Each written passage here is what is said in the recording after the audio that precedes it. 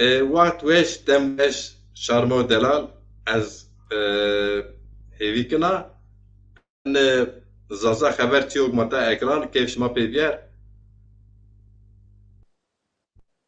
şma veşe. Bugün Sayın Ali Haydar Çatakçın hocamla biraz günceli tartışmak istedik. Türkiye'de biliyorsunuz seçim var, deprem var, ekonomik kriz var. Herkes tartışıyor. Herkes kendi çıkarları doğrultusunda tartışıyor.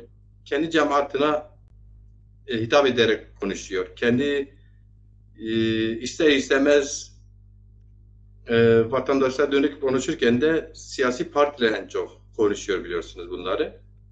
Ve hepsinin de tabii ki hedefleri kendilerini daha iyi anlaşılır kılmak, kitlelere taşıyabilmek, varsa siyasetlerini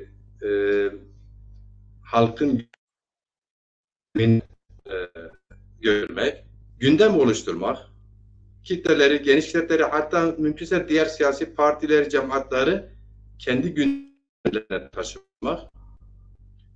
Bu kendi da bu böyledir ama çok hızlı yıllar, çok hızlı gündemler oluşuyor ve bu gündemler en acısı deprem gibi durumlar bile çok hızlı bir şekilde gündeme düşebiliyor. Kimi gayri resmi kaynaklara göre yaklaşık 200 bin insana yaklaşık 200 bin insan bu enkaz altında can vermişti.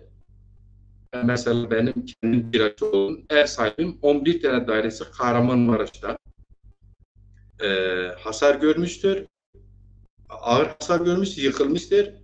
Kendileri oradan geldiler. Dün ziyaretlerine gittim. Yani haddi hesabı yok ölü sayısının, yaralı sayısının. Bu giderek normal mi değil bilmiyorum. Çünkü devleti yönetenlerin de bazı sorumlulukları vardır. Abartmak krizleri çok abartmak istemezler. Aleyhler. Belki böyle yüksek bir ölü sayısını çok telaffuz etmezler. İnsanların, genel ülkenin psikolojisi bozulur. Halkın, çocukların, diğerlerin falan. Belli bir sayı verirler resmi. O çerçeve çok yükselmez. Öyle kalır. Ama gerçek sayı çok daha fazladır. Bunlara rağmen Hatay gibi bir 50 bin insanın yaşadığı büyük bir şehrin neredeyse terk edildiği, insanların su bulup içemediği gerçek bir gündem var. Bir de egemenlerin, yönetenlerin ve siyasilerin oluşturduğu bir gündem var. Ve dolayısıyla Türkiye'de ben yıllardır biliyorum bir hafta içinde hiç olmamış bir Türkiye'yle karşı karşıya kalabiliyoruz. Şu son günlerde özellikle Düney'in evvelki gün Millet İttifakı'nın masasının hani parlamenter sisteme gideceklerdi. Demokratik, daha çoğulcu bir demokrasi vaat ediyorlar. Sözüm ona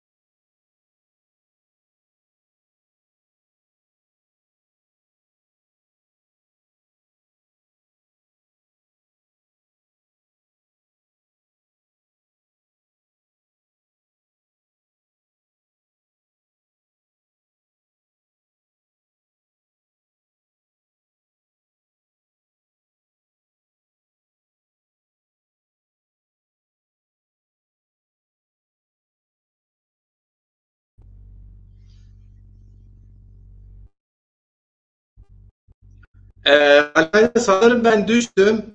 Burada bir donma olayı oldu. Havalar sıcak ama ekran bir donma oldu. Düştüm herhalde. Geldim.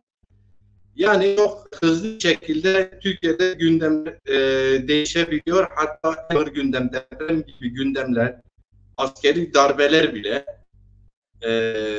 çok çabuk unutulabiliyor. Böyle bir ülke gerçeği var ve bu ülke gerçeğinde genelde egemenler konuşuyor. Kendi egemen sınıfının çıkarlarını konuşurlar. Dediğim gibi yani Hatay gibi 1.750.000 insanın yaşadığı büyük bir şehrin yarısı boşalttığı, diye geri kalanlar da ya çadır bulamıyor ya ekmek bulamıyor. En acısı da su bulamıyorlar. Buna rağmen Millet İttifakı'nı oluşturan 6 partinin 5'i bir lider üzerinde uzlaşa gittiği halde liderin biri üstelik yani İyi Partisi'ne söylüyorum. Üstelik zamanında seçime katılabilmek için gidip CHP genel dönemin şimdiki genel başkanı da aynı zamanda Kılıçdaroğlu'ndan rica etmiş 15 vekil transfer edip öyle seçime grup oluşturup seçime katılabildiği halde o diğer 4 genel başkanından önce kendisinin bu vefa borcu olarak da siyaseten de olsa Sayın Kılıçdaroğlu'nu önermesi gerekirken vay Kılıçdaroğlu önerilmiştir diye masayı terk ettiği gibi siyaseten hiç utanmadan bir de o partinin içlerine müdahale ediyor. Oradan 2 tane Büyükşehir Belediye Başkanı birden vazifeye çağırıyor. Gene aday olun biz alternatif AKP'ye karşı sözde kazanabilecek bir adayla seçime gidelim diyebiliyor. Buradaki ikiyüzlük bir giriş yapayım hocam. 2 tane adaya birden çağrı yapılmaz. Buradaki acayip bir oyun var. Girişte ben çok fazla bu konuda şey yapmayayım. Siz de takip ediyorsunuz. Buradan başlayalım. Ne diyorsunuz hocam? Ya sifte صباح ما بخير صباح الخير ماشير هم ماري ما بخير صباح الخير bacımızdır. Merhaba. Öncelikli olarak iyi akşamlar. İyi akşamlar, hoş geldiniz. Yani depreme kısaca değinmek gerekirse deprem bir kıyma dönüştü. Yani toplumsal bir kıyma katliama dönüştü. Yani bunun doğa olaylarının günümüzde yani 21. yüzyılda bugünün bilim, teknoloji, bugünün imkanlarıyla deprem ve benzeri doğa olaylarının böylesi ağır sonuçlar doğurması bu doğanın getirdiği ya da egemen sınıfların, yönetsel erklerin ifade ettiği gibi, iktidar ve benzerlerinin ifade ettiği gibi tanrısal bir durum değil. Bunu sık sık dillendiriyoruz. Birçok kesim de dillendiriyor. Bu tamamen egemen sınıfların çıkarlarının bir sonucu olarak görmek lazım. Yani depremler, doğa olayları ve yani deprem ve benzeri doğa olayları zenginlerin, egemen sınıfların sorunu değil. Esas olarak yoksul sınıfların, yoksul kesimlerin, toplumun alt tabakalarının sorunudur. Bu ve benzeri olaylar maalesef daha çok bu ezilen kesimleri, ezilen sınıfları, yoksul kesimleri, toplumun alt tabakalarını en acı bir şekilde, en feci bir şekilde bu kesimleri vuruyor. Bu kesimleri etkiler. Maalesef bugün Türkiye'de merkez üssü Pazarcık olan depremde de gördüğümüz gibi, yaşadığımız gibi yani senin de girişte ifade ettiğin gibi yani bu tamamen manipüle edildi. Yani rakamlar manipüle edildi. Zaten o sürecin yönetsel anlamda o süreç çok iyi yönetilemedi, yönlendirilemedi, çok iyi şey yapılamadı ve bu artık bilinen bir şeydir. Ama kaybedilen canlar, yani yitiren canlar, bu kıyımda yitirilen canların rakamları kuşkusuz çok ciddi bir şekilde manipüle edildi. Buradaki depremin doğurduğu yani depremin sonucu olarak gördüğümüz kıyım esas olarak mevcut sermaye düzeninin, mevcut iktidar düzeninin, mevcut sermaye düzeninin ve egemen sınıflarının bir çıkar ilişkilerini, onlar rant ve çıkar ilişkilerine dayalı olan kurdukları mevcut sistemin bir sonucudur. Yani bunu da evet doğa depremler olur ve depremler ve benzeri doğa olayları olur. Kuşkusuz bunun önüne geçemezsin. Burada can kayıpları da olur. Ama biz biliyoruz ki yani bunlardan deneyimlerle, çıkarılan deneyimlerden, derslerden, yanı sıra gelişen bilim ve teknolojiden, imkanlardan hareketle bunların önüne geçilebiliyor. Can kaybı en asgari düzeye indirilebiliyor. Yani günümüzde bunlar, bu tarz olayların, doğa olayların toplum üzerindeki yıkıcı etkileri mümkün mertebe en asgari düzeye çekilebiliyor. Mevcut eldeki imkanlarla, bilimsel, teknik imkanlarla, var olan günümüzdeki deneyimle, bilgiyle bunlar en asgari düzeye çekilebiliyor. Ama tabii bizim ülkemizde, Türkiye gibi ülkelerde ya da asıl mesele bu kesimler olmadığı için rant ve çıkar, sermayenin çıkarları, egemen sınıfların çıkarları olduğu için onların nazarında yoksulların, ezilen sınıfların ya da toplumun yoksul kesimlerin canının pek bir kadir kıymeti yok. Yani bunu zaten bu süreçte çok acı bir şekilde gördük, yaşadık, tecrübe ettik. Bu yeni miydi? Hayır, değildi. Yani daha düne kadar işte birçok deprem yaşandı ve maalesef ki büyük can kayıpları oldu ama buna rağmen bu deprem sürecinde gördük ki yani mevcut egemen sınıfların ya da iktidarların toplumu düşündükleri yok. Halkı düşündükleri yok. Çıkardıkları yasalarla yani mevcut kendi çıkarlarını, kendi rant düzenini gözeterek çıkardıkları yasalarla, çıkardıkları çeşitli politik şeylerle yani yasallaştırdıkları bazı durumlarla işte bunu açık bir şekilde gördük. Ya burada toplumun bazı şeyler artık şey yapması lazım. Hani bunca kayıplardan sonra toplumun bazı şeyleri artık unutmaması lazım. İçselleştirmemesi lazım. Normalleştirmemesi lazım. Kadercilik adı altında benimsememesi lazım. Şayet benimserse, şayet unutursa, şayet bunları içselleştirirse yani maalesef ki yeni kayıplara, yeni kıyımlara, katliamlara kapıyı kendileri de bir şekilde aralamış oluyorlar. Öyle diyeyim yani. Şimdi Türkiye'de evet. Hocam, siz değerlendirdiniz.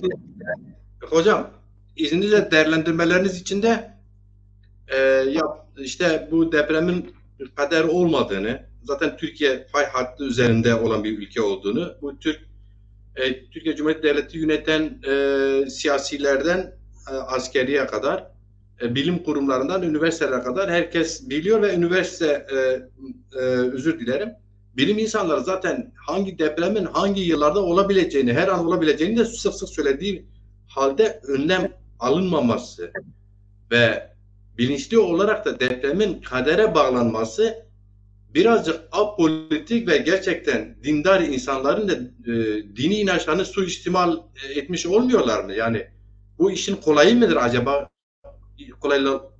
Kolaylarına gittiği için mi böyle yaklaşıyorlar? Bilinçli bir yaklaşım mıdır?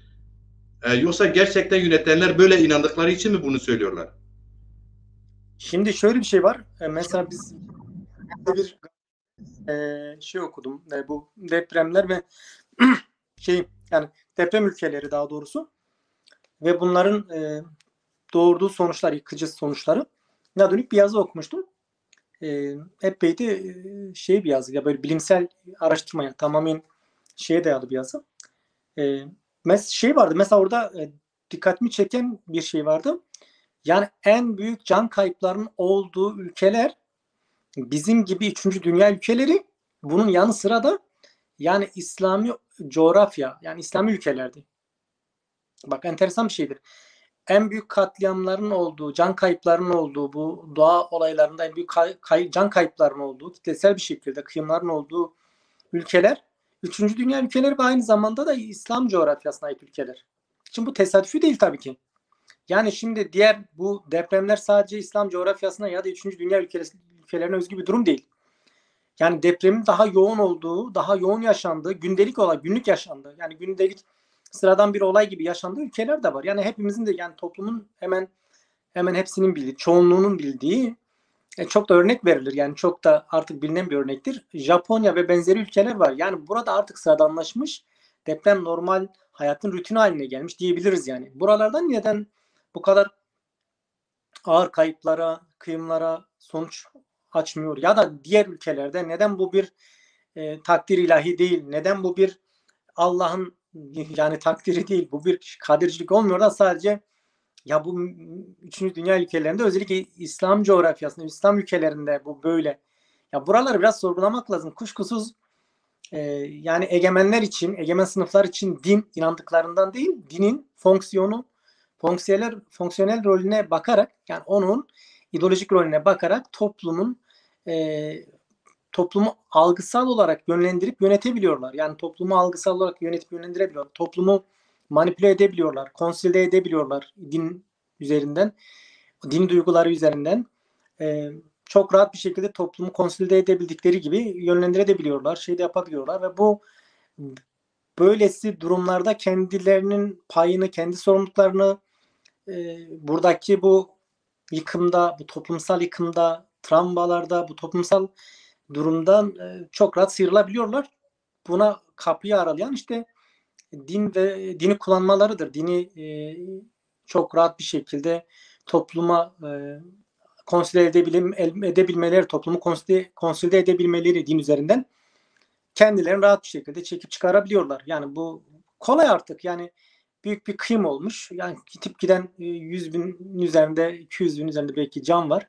Ama kolay. Nedir? İşte bu takdir ilahidir. Ya bu takdir ilahi neden sadece bu Müslüman coğrafyaları için geçerli? Bu takdir ilahi diğer coğrafyalarda, bu Hristiyanların ya da diğer coğrafyada neden bu kadar bu takdir, bu tanrı sadece Müslümanları mı katletmeyi seviyor?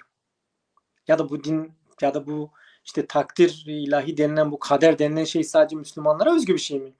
Neden diğer deprem ülkeleri, diğer coğrafyalarda böyle bir sonuç doğurmuyor? Bu kadar ağır yıkımlara yol açmıyor. Ya buradan baktığımızda bile bunun hangi amaçla kullanıldığını, egemenlerin burada kaderciliği, dini istismar etmelerinin asıl amacının toplumu konsolide etmek, toplumu istismar etmek olduğunu görebiliyoruz. Yani burada bir kader durumu yok. Kader durumu olsa diğer coğrafyalarda da benzer sonuçların olması lazım. Ya da ne bileyim, yani bu daha yoğun gündelik yaşamın bir parçası olan deprem ülkelerinde neden önüne geçiliyor da? Yani oralarda da büyük yıkımlar olmuştur, can kayıplar olmuştur ama bilimin, aklın ve bilimin yoluyla, teknikle, deneyimlerle, biriktirilen bilgiyle bunlar en maksimum düzeyde asgariye indirilmiş. Bugün sıradan gündelik rutinin bir parçası olmuştur oralarda ve can kayıpları bu kadar yoğun olmuyor. Yanı sıra mesela olası depremlerde, büyük doğa olaylarında da oradaki devleti de toplumsal kuruluşları da, kurumları da son derece hazırlıklı, son derece etkili müdahale etme durumları var. Ya biz burada şeyi de gördük, yani deprem sonrası süreçleri de gördük. İşte yaşananları gördü. Toplum tanık oldu çok korkunç bir şekilde, acı bir şekilde buna tanık oldu ve deprem sonrası yani on binlerce insan müdahale edilmemesinden dolayı maalesef hayatını kaybetti. Yani sadece deprem öncesi değil, deprem sonrası da gördük ki yani toplumu düşünen, yoksulu düşünen ya da dar gelirli yoksul kesimleri düşünen, yoksul sınıflar düşünen kimsenin olmadığını, devletin olmadığını, böyle bir yani şeyinin, anlayışının olmadığını gördük. Buradaki anlayış nedir? Türkiye'deki anlayış, Türkiye gibi ülkelerdeki anlayış rant ve çıkar. Egemen sınıfların, sermaye düzeninin tamamen rant ve çıkarlarıdır. Onlar için önemli olan buydu yani. Rant ve çıkarlarıdır. Onun dışında herhangi bir şeyleri yok. Ve olmadığını da pratik olarak gördük. Yani bugünlerde gördük, görüyoruz. Yani şu anda yaşayarak gördük yani.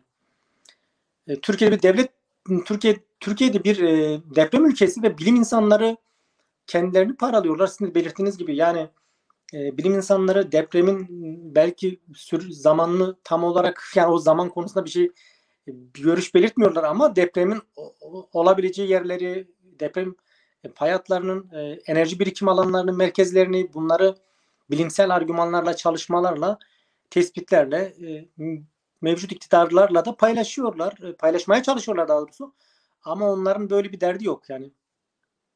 Çıkardıkları imar aflarıyla yani kime hizmet ettikleri ortada. Yani çıkardıkları imar haflarının bugün bir göstermelik birkaç tane işte müteahhiti işte şey yaparlar. Gözaltına alırlar. Bir süre onlarla işte toplum oyalandırılır. Sonra bir taraftan topluma kadercilik, din istismarı üzerinden toplum manipüle edilir, konsolide edilmeye çalışır. Diğer taraftan da birkaç tane müteahhiti işte alıp o müteahhitler günah keçisi belletilip kuşkusuz onların da suçu var. Ama şu sorulmaz yani. Yani bu çıkarılan imar hafları, bu denetimsizlik, bu rantiyecilik, bu sermaye düzeninin kendisinden ileri gelmiyor mu? Yani balık baştan kokmuyor mu? Ama işte o egemen sınıflar burada ne yaparlar? Her zaman bunun bir yolunu, bir çözümünü buluyorlar. İşte bugün olduğu gibi, dün olduğu gibi ve bugün olduğu gibi birkaç tane müteahhitle bu meseleden sıyrılabiliyorlar. Yani sıyrılabiliyor ve toplum burada toplumsal mekanizma, yani toplumun kendisi bu meselede eğer tavırsız, tepkisiz kalırsa, gerekli reaksiyonu göstermezse kuşkusuz onlar için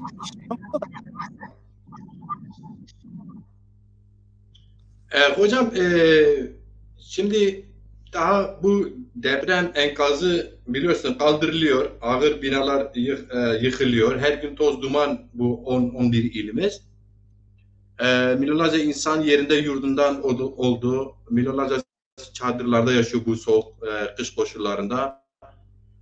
Hijyen sorunları var, tuvalete benzeri şeyler. Takip edenler televizyonlarda bunları biliyor. Tekrar etmek açısından söylemiyorum. Buna rağmen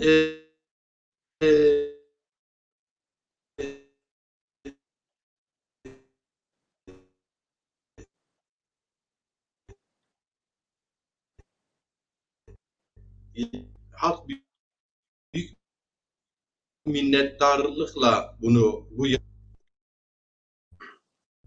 e, oysa ki devlet aslında kendi görevini gecikmiş olarak yapıyor. Bu kültüründen sebeple devletin böyle yüzeysel başmasına neden e, iktidarları, yönetenleri eleştirmek bir kültür de olmuş aslında. Ben de aynı şeyleri tekrarlıyor.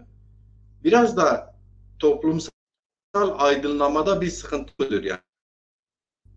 Devletten ziyade aslında cemaatlerin çok yoğun olarak yönettiği bir halk gerçeğimizin etkisiyle yani şaşırıyor insan. Yani 3-4 gün çadırsız kalıyor, aç kalıyor, susuz kalıyor. E, hijyen malzemeleri yetişmemiş ama 6. günde 7. günde bir çadır desteği, belki bir su, buna şükür ediyor. Yani Allah'a şükür etsinler. Tamam, bir şey demiyor. İnançlı insanlar şükür eder inançlar çerçevesinde. Ama yani devletin geri kalmış yaklaşımına şükür etmek nasıl bir duygu? Nasıl bir psikoloji bu? ya şimdi her devletin, her toplumun özgün yönleri var. Özgürlükleri var. Özellikleri var. Şimdi Türkiye toplumunun, yani Türk devletleri'nin da kendi özgürlük, tarihsel dinamikleri var. Bu dinamikler üzerinden baktığımızda hem tarihsel hem sosyolojik açıdan baktığımızda aslında bunu biraz anlamamız mümkündür. Şimdi şöyle bir şey var. Baktığımızda Türk toplumu öteden beri yani basit ilkokul eğitim kurumlarına tutalım da ilkokul kitaplarından tutalım.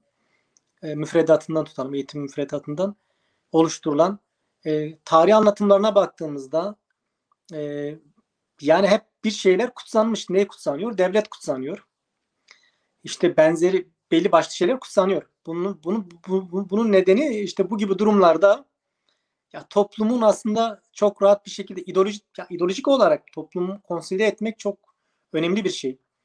Şimdi egemen sınıflara baktığımızda yani bu dünyadaki bütün egemen sınıflar için ama özellikle Türkiye'deki Türk toplumu için konuştuğumuzda Türkiye egemen sınıfların çok ciddi bir yönetsel deneyimi var.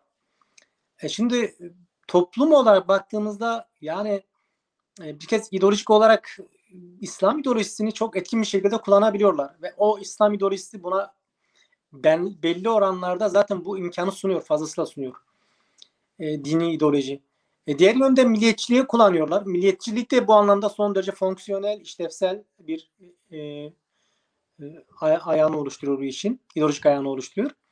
Şimdi yüzyıllardır, şimdi tarih anlatılarına baktığımızda sıradan eğitim kurumlarına gidiyorsun. Oradaki tarih anlatımlarında işte Türk toplumunun işte geçmişten günümüze yani doğru tarihsel gelişimini serüvenine belli kutsiyetler üzerinden, yani kutsiyetler üzerinden işte nedir işte en basit örneği devlet, yani devlet kutsaldır.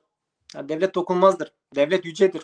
Devlet Tanrı'nın iz düşümüdür. Şeyde de o İslam mesela yakın zamanda Osmanlı, yani Cumhuriyet öncesi Osmanlı toplumuna, Osmanlı'ya baktığımızda da Osmanlı'da da keza yine devlet kutsal. Ama bunun yanı sıra yine belli kutsallar var. İşte bu kutsallık da şeyle gizemselleştirilir, yani temellendirilir. İslami ideolojiyle, İslam ideolojisiyle, İslam dini ideolojisiyle temellendirilir. Yani bunun altyapısı oluşturur. Argüman olarak, kavramsal olarak bunun altyapısı oluşturulur. Yani padişahlar işte Tanrı'nın yeryüzündeki şeyleridir. Yani peygamber ve benzeri şeyler atfedilir kendine, nitelikler atfedilir ve tapılır kendisine.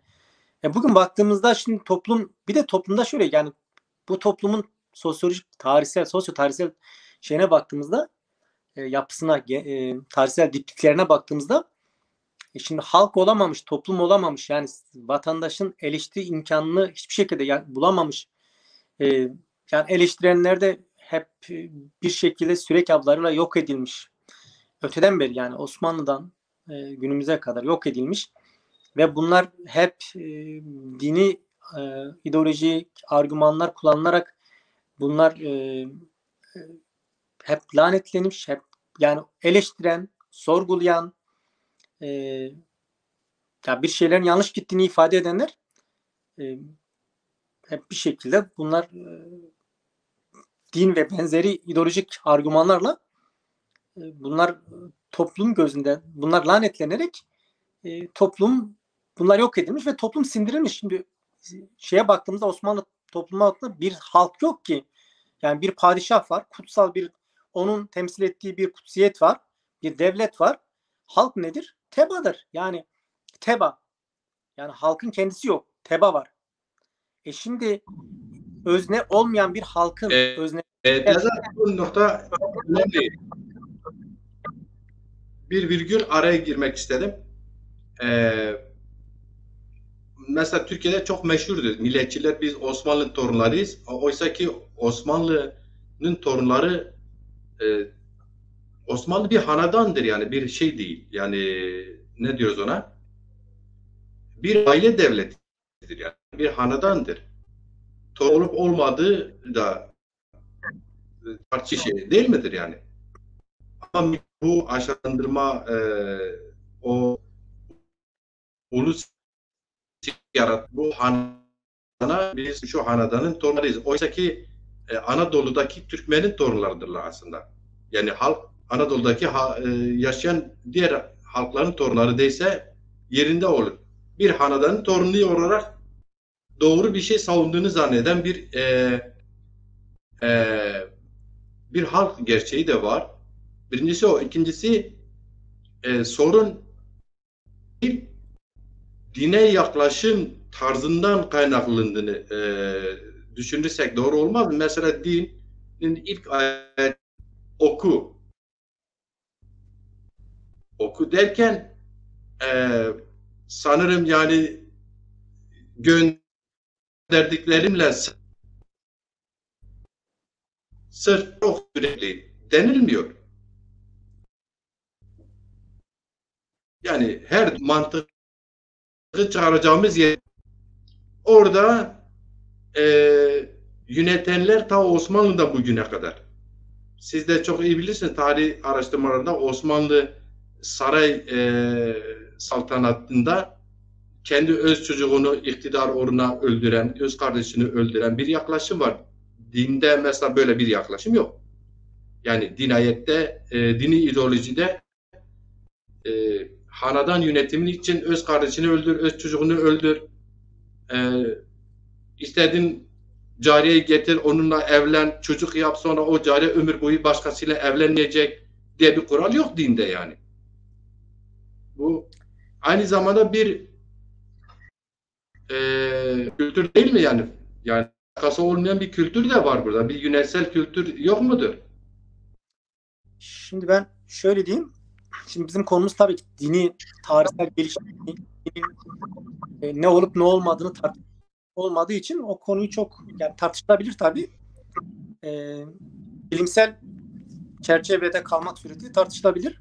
Bilimsel, tarihsel boyutu ama bizim meselemiz bu değil. Fakat şöyle diyebilirim. Yani dinin bahsettiğiniz işte okumak ve benzeri şeylerin yanı sıra bir takım çelişkileri de tabii ki barındırıyor. Din kendi tarihsel koşulları içinde değerlendirmek gerekiyor. Yani dinler tarihine baktığımızda sadece İslam için konuşmamak gerekiyor. Dinler tarihine baktığımızda tek tanrılı dinler ve çok tanrılı dinler, en azından özetlersek çok tanrılı dinlerle birlikte tarihine baktığımızda yani bunlar kendi tarihsel koşulları içinde, tarihsel gerçekleri içinde o gelişimlerini değerlendirmek gerekiyor.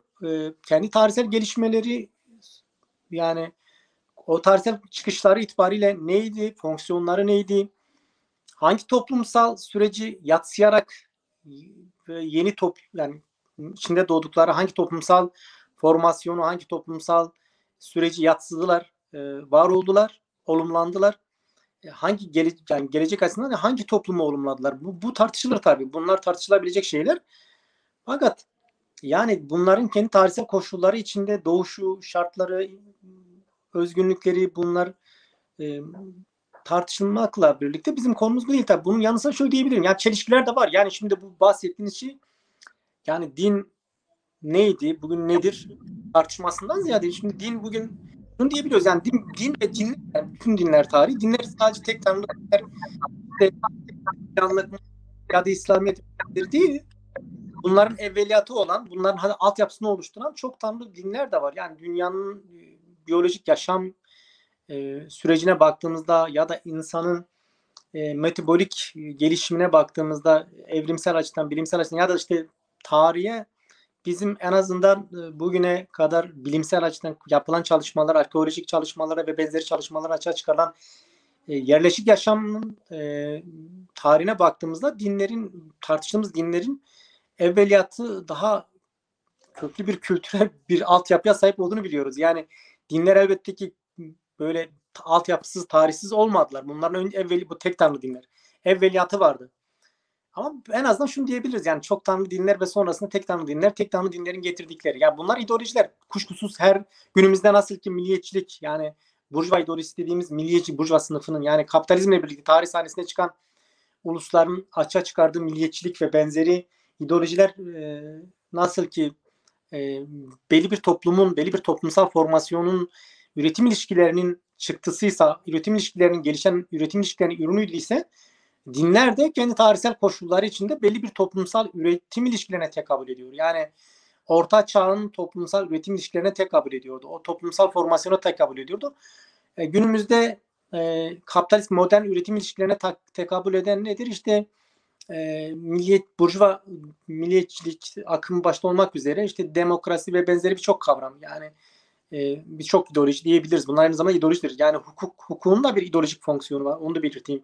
Yani hukuk ve benzeri şeyler bunlar hepsi birer ideolojik kavramlar ve bunların bir karşılığı var. Bunlar hangi toplumsal sürecin ürünüydü? Yani günümüz toplumun kapitalist modern toplum olarak tanımladığımız kapitalist sanayi toplumunun çıktıları bunlar. Yani bunlar kuşkusuz bir üretim ilişkisine tekabül ediyor.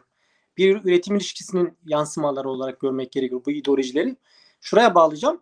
Şimdi dinlerin de kendi tarihsel toplumsal koşulları içinde değerlendirilmesi gerekiyor. Ama şöyle bir özelliği var. Bugün halen dinlerin ideolojik olarak, özellikle ideolojik olarak halen toplumlar üzerine çok geniş, çok büyük etkisi olduğu için bugün de bunları kuşkusuz bilimsel açıdan sosyolojik, psikolojik ve benzeri bilimsel açılardan değerlendirilmesi yapılabilir, tarihsel olarak yapılabilir ve ama özel olarak şunu diyelim, siyasi olarak baktığımızda bugün dinler özellikle bizim gibi coğrafyalar yani az gelişmiş ya da 3. dünya ülkeleri diyebilir tanımlarsak yani mevcut küresel kapitalist sistem içinde daha geri üretim ilişkilerine sahip daha bağımlı ya da sömürge ya da sömürülen alanlar diyebileceğimiz alanlarda dinlerin fonksiyonu farklıdır.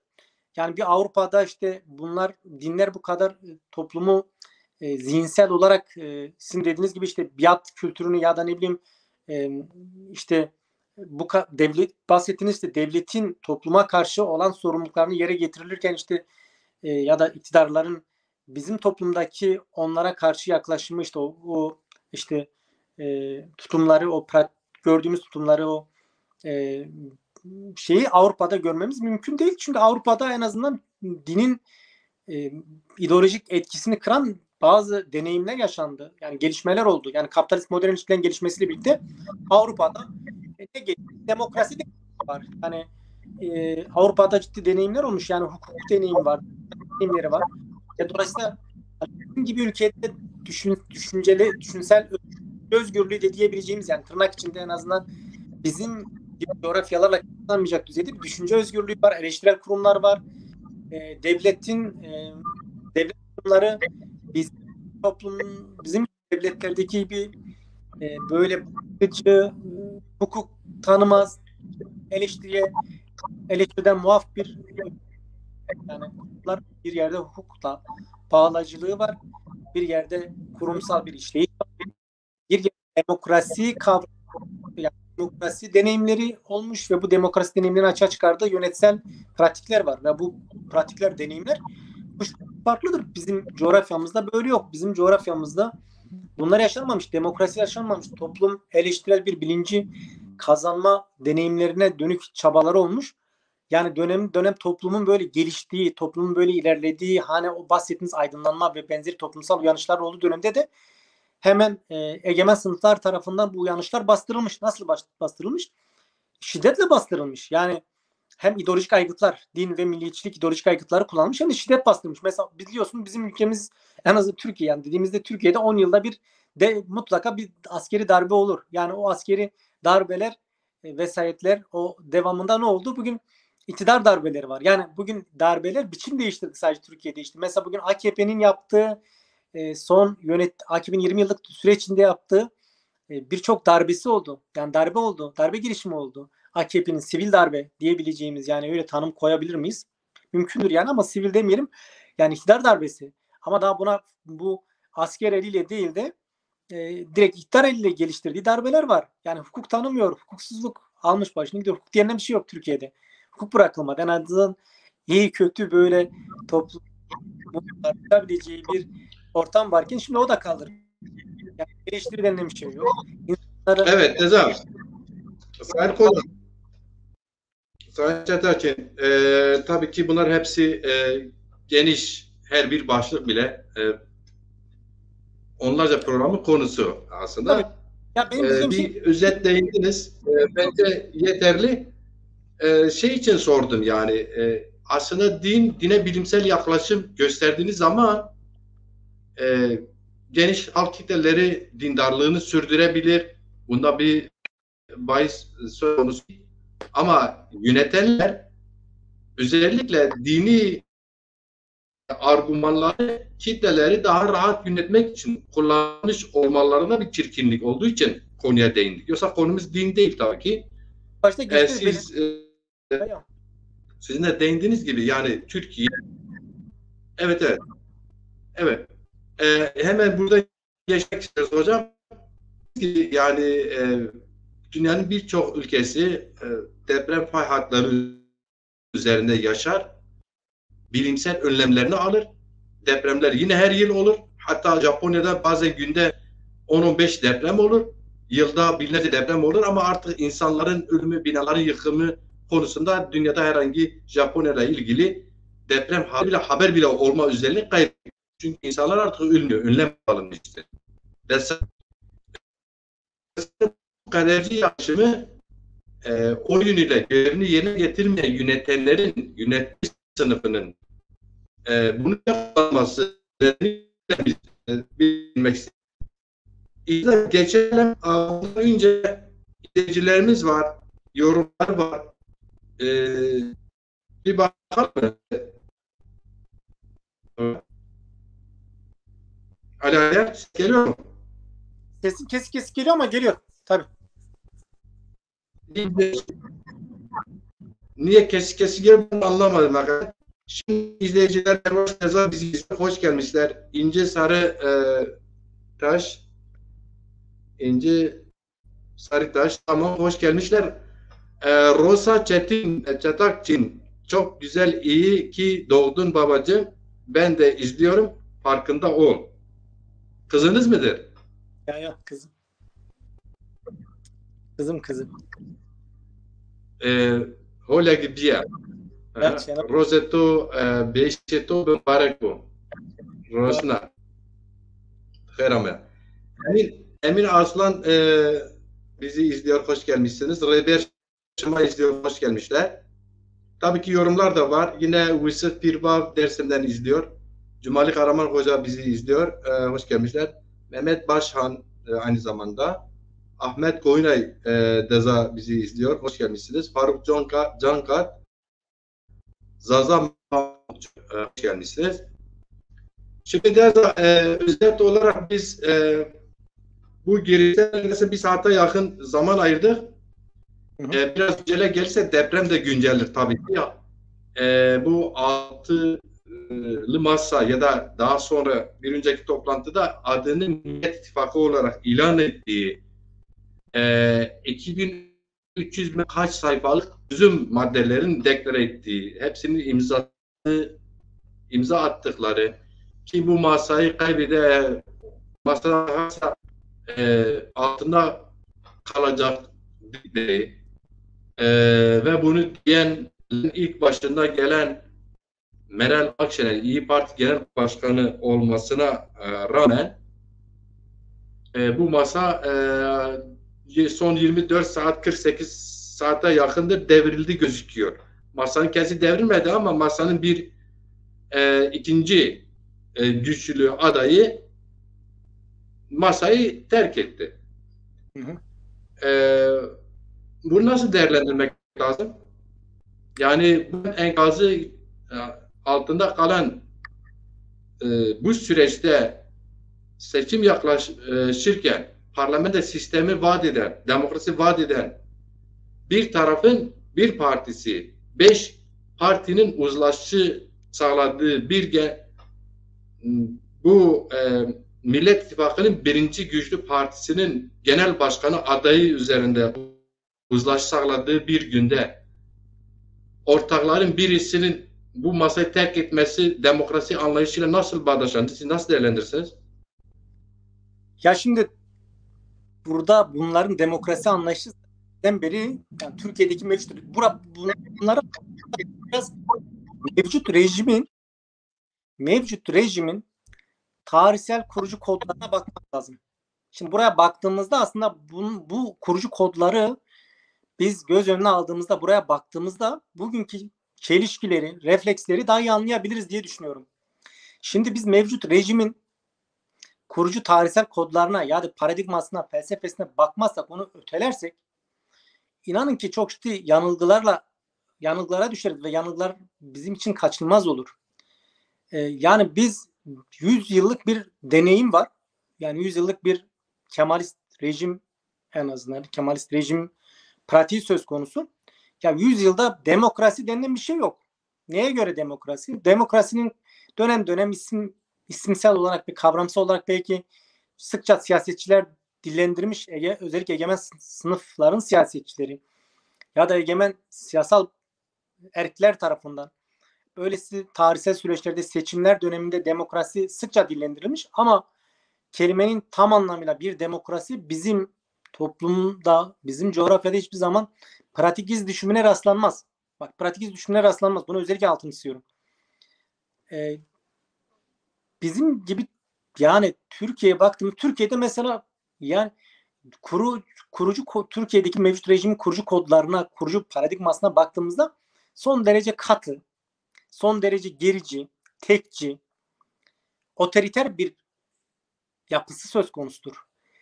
Yani burada Türk İslam ideolojisinin, Türk İslam paradigmasının dışında siz bir şey göremezsiniz. Herhangi bir tanım yoktur.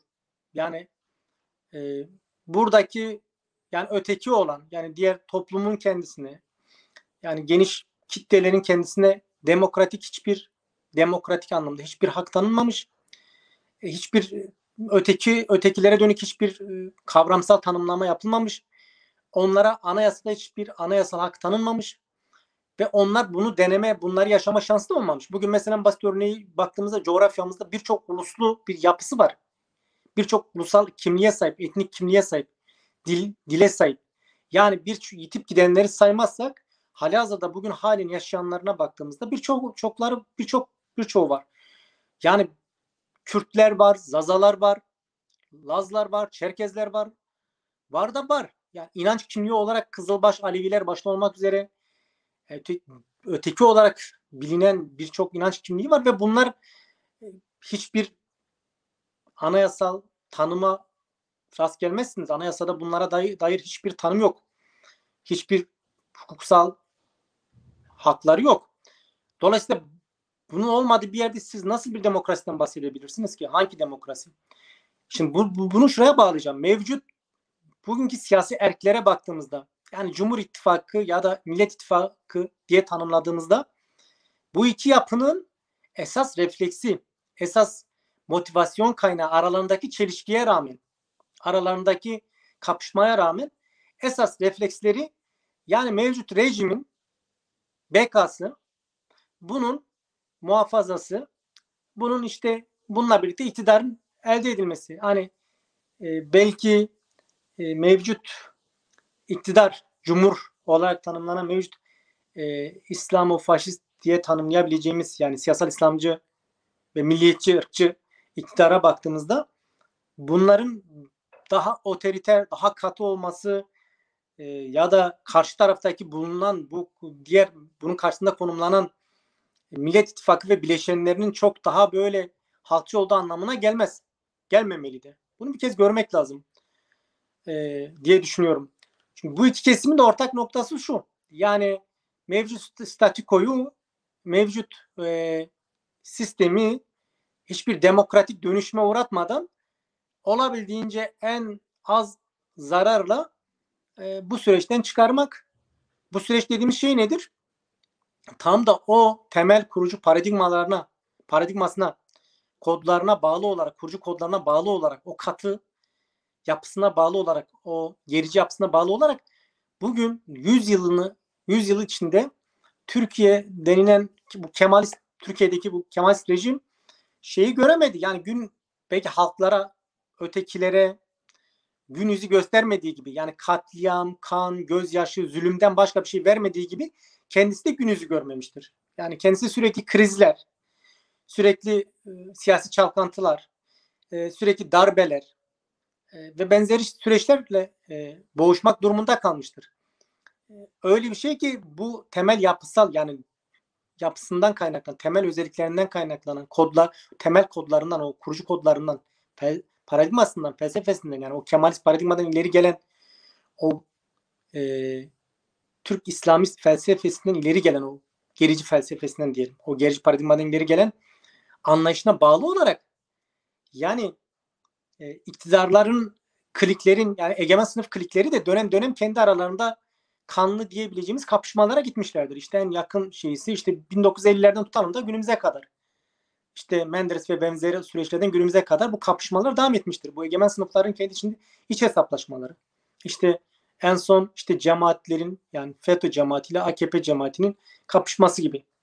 Yani şimdi burada baktığımızda egemen sınıfların siyasi erklerinin, onların oluşturduğu, onların asıl olarak mevcut bu ceberut sistemin, bu mevcut gerici yapının devamlı selameti ve geleceği için onun kaygılarıyla, onun refleksiz kaygılarıyla bir araya gelip oluşturdukları siyasal oluşumlar, yani ittifaklar, zaten demokrasiyle bir şeyleri yok. Demokrasik bir dertleri yok. Ya da yapısal bu mevcut krizleri, bu yaşanan çelişkilerin aslında temelde yapısal olduğu, rejimin kendisinden kaynaklandığı. Dolayısıyla burada ya bir rejimsel değişime, bir demokratik dönüşüme, toplumsal bir dönüşüme gidilmesi gerektiği. Bunu bilirler, bunun farkındadırlar ama böyle bir dertleri yok. Böyle bir şeyleri yoktur. Bunların amacı kendi iç klik çatışmalarıdır, iktidar çatışmalarıdır. Yani sermaye gruplarının iktidar hesaplarıdır, çıkar hesaplarıdır. Buna bağlı olarak da halkı nasıl angaje edecekler? Halkı da işte bu ve benzeri süreçlerde hem kendi bu sistemin, rejimin yaşadığı yapısal krizleri, o paradigmal krizleri, o paradigmayı gizleyebilmek, yani o mevcut rejimin bekasını korumak, mevcut rejimin devamlılığını korumak için halkı, yani toplumun kendisini çok geniş kesimlerini çeşitli argümanlarla, kavramlarla konsolide ederler, konsolidasyonu sağlarlar, politik konsolidasyonu sağlarlar. Hem de yani toplum çok rahat bir şekilde yönetip olası bir toplumsal dönüşümün, yani toplumun sorgulama, bunların dışında alternatif bir oluşma, alternatif bir hareketin oluşturulmasına ya da imkan tanımazlar. Bunun önüne geçmiş olurlar. Şimdi buradaki kapışmalarında da halk bir şey olarak kullanılır. Bir sıçrama tahtası olarak kullanılıyor. Yani bu bir toplumsal dönüşüm yaratılmadı. AKP de geldi. AKP'yi deneyimledik. Yani AKP gelirken son derece liberal rüzgarlarla, yani çok muazzam bir dönüşüm iddialarıyla geldi. Evet, belli şeyler de yapıldı. Belli kavramlar, yani o güne kadar toplumun yaşamına girmemiş çok ciddi tartışmalar girdi. Çok ciddi kavramlar toplum demokrasi adına, insan hakları adına, hukuk adına toplumun yaşamında yer aldı. Yani doğurduğu neticeyi gördük. Sonuç ne oldu? Olmadığı, bunun tam bir ideolojik manipülasyon olduğunu bizzat toplum yani bunu yıkıcı bir şekilde 20 yıldır deneyimleyerek yaşadı. Gelinen aşamada bu raddeye gelindi. Bu noktaya gelindi. Otoriterizmin olabildiğince alıp başını gittiği, insanların normal günlük yaşamda kendi aralarında bile konuşmaktan korktuğu, çekindiği bir sürecin kapısını araladı. Bir otoriterizmin kapısını araladı. Dolayısıyla grubun, yani mesela tamam, bu taraf gerici, evet doğrudur, son derece gerici, faşist bir iktidar, ama bunun karşısında kullanan bileşen nedir? O bileşen, bunlar ne kadar demokratik, ne kadar demokratik. Ve baktığımızda, yani bugün baktığımızda da, yani o altılı masa aslında çok sıradan bir şey değil. Yani onlar arasındaki çıkar dalaşları, çıkar hesapları çok rahat bir şekilde o masanın değişebilirliğini, çok rahat bir şekilde o masanın ortadan kalkabildiğini başından beri bunu gösterir. Ama şöyle bir şey, toplumun geneli bunu görme durumu. Fakat önemli bir kesim de bunu görüyordur. Yani egemen sınıfların, o siyasi yapıların asıl amacı kendi çıkarları, kendi menfaatleri, kendi sermaye. Çünkü onlar her bir siyasal yapı belli bir sermaye sınıfının, belli bir sermaye grubunun temsilidir. Dolayısıyla hani onların oradaki temsiliyeti mevcut sermaye düzeni, mevcut gerici, o katı despotik yapının devam etmesi, buna köklü bir çözüm bulmak değil, bunu demokratik bir dönüşüme uğratmak değil, gerçekten demokrasiyi yaratmak değil, mevcut sistemin bekasını korumak. Yani sistemin bekasını ve devamını sağlamak. Evet, Sayın Çağatay, son derece anlaşılıyor. Yani çözümlemelerinizde anlaşılıyor gerçekten. Biraz daha özet gidersek belki birçok sorun nedenlerine daha değinebiliriz diye düşünüyorum. Şimdi Türkiye'deki egemenlerin demokratik anlayışı önceliği halk demokrasi değildir, devlet demokrasisidir. Yani yönetenlerin demokrasisi. Yani erklerin demokrasi anlayışı var. Mesela Sayın Meral Akşener bir kadındır.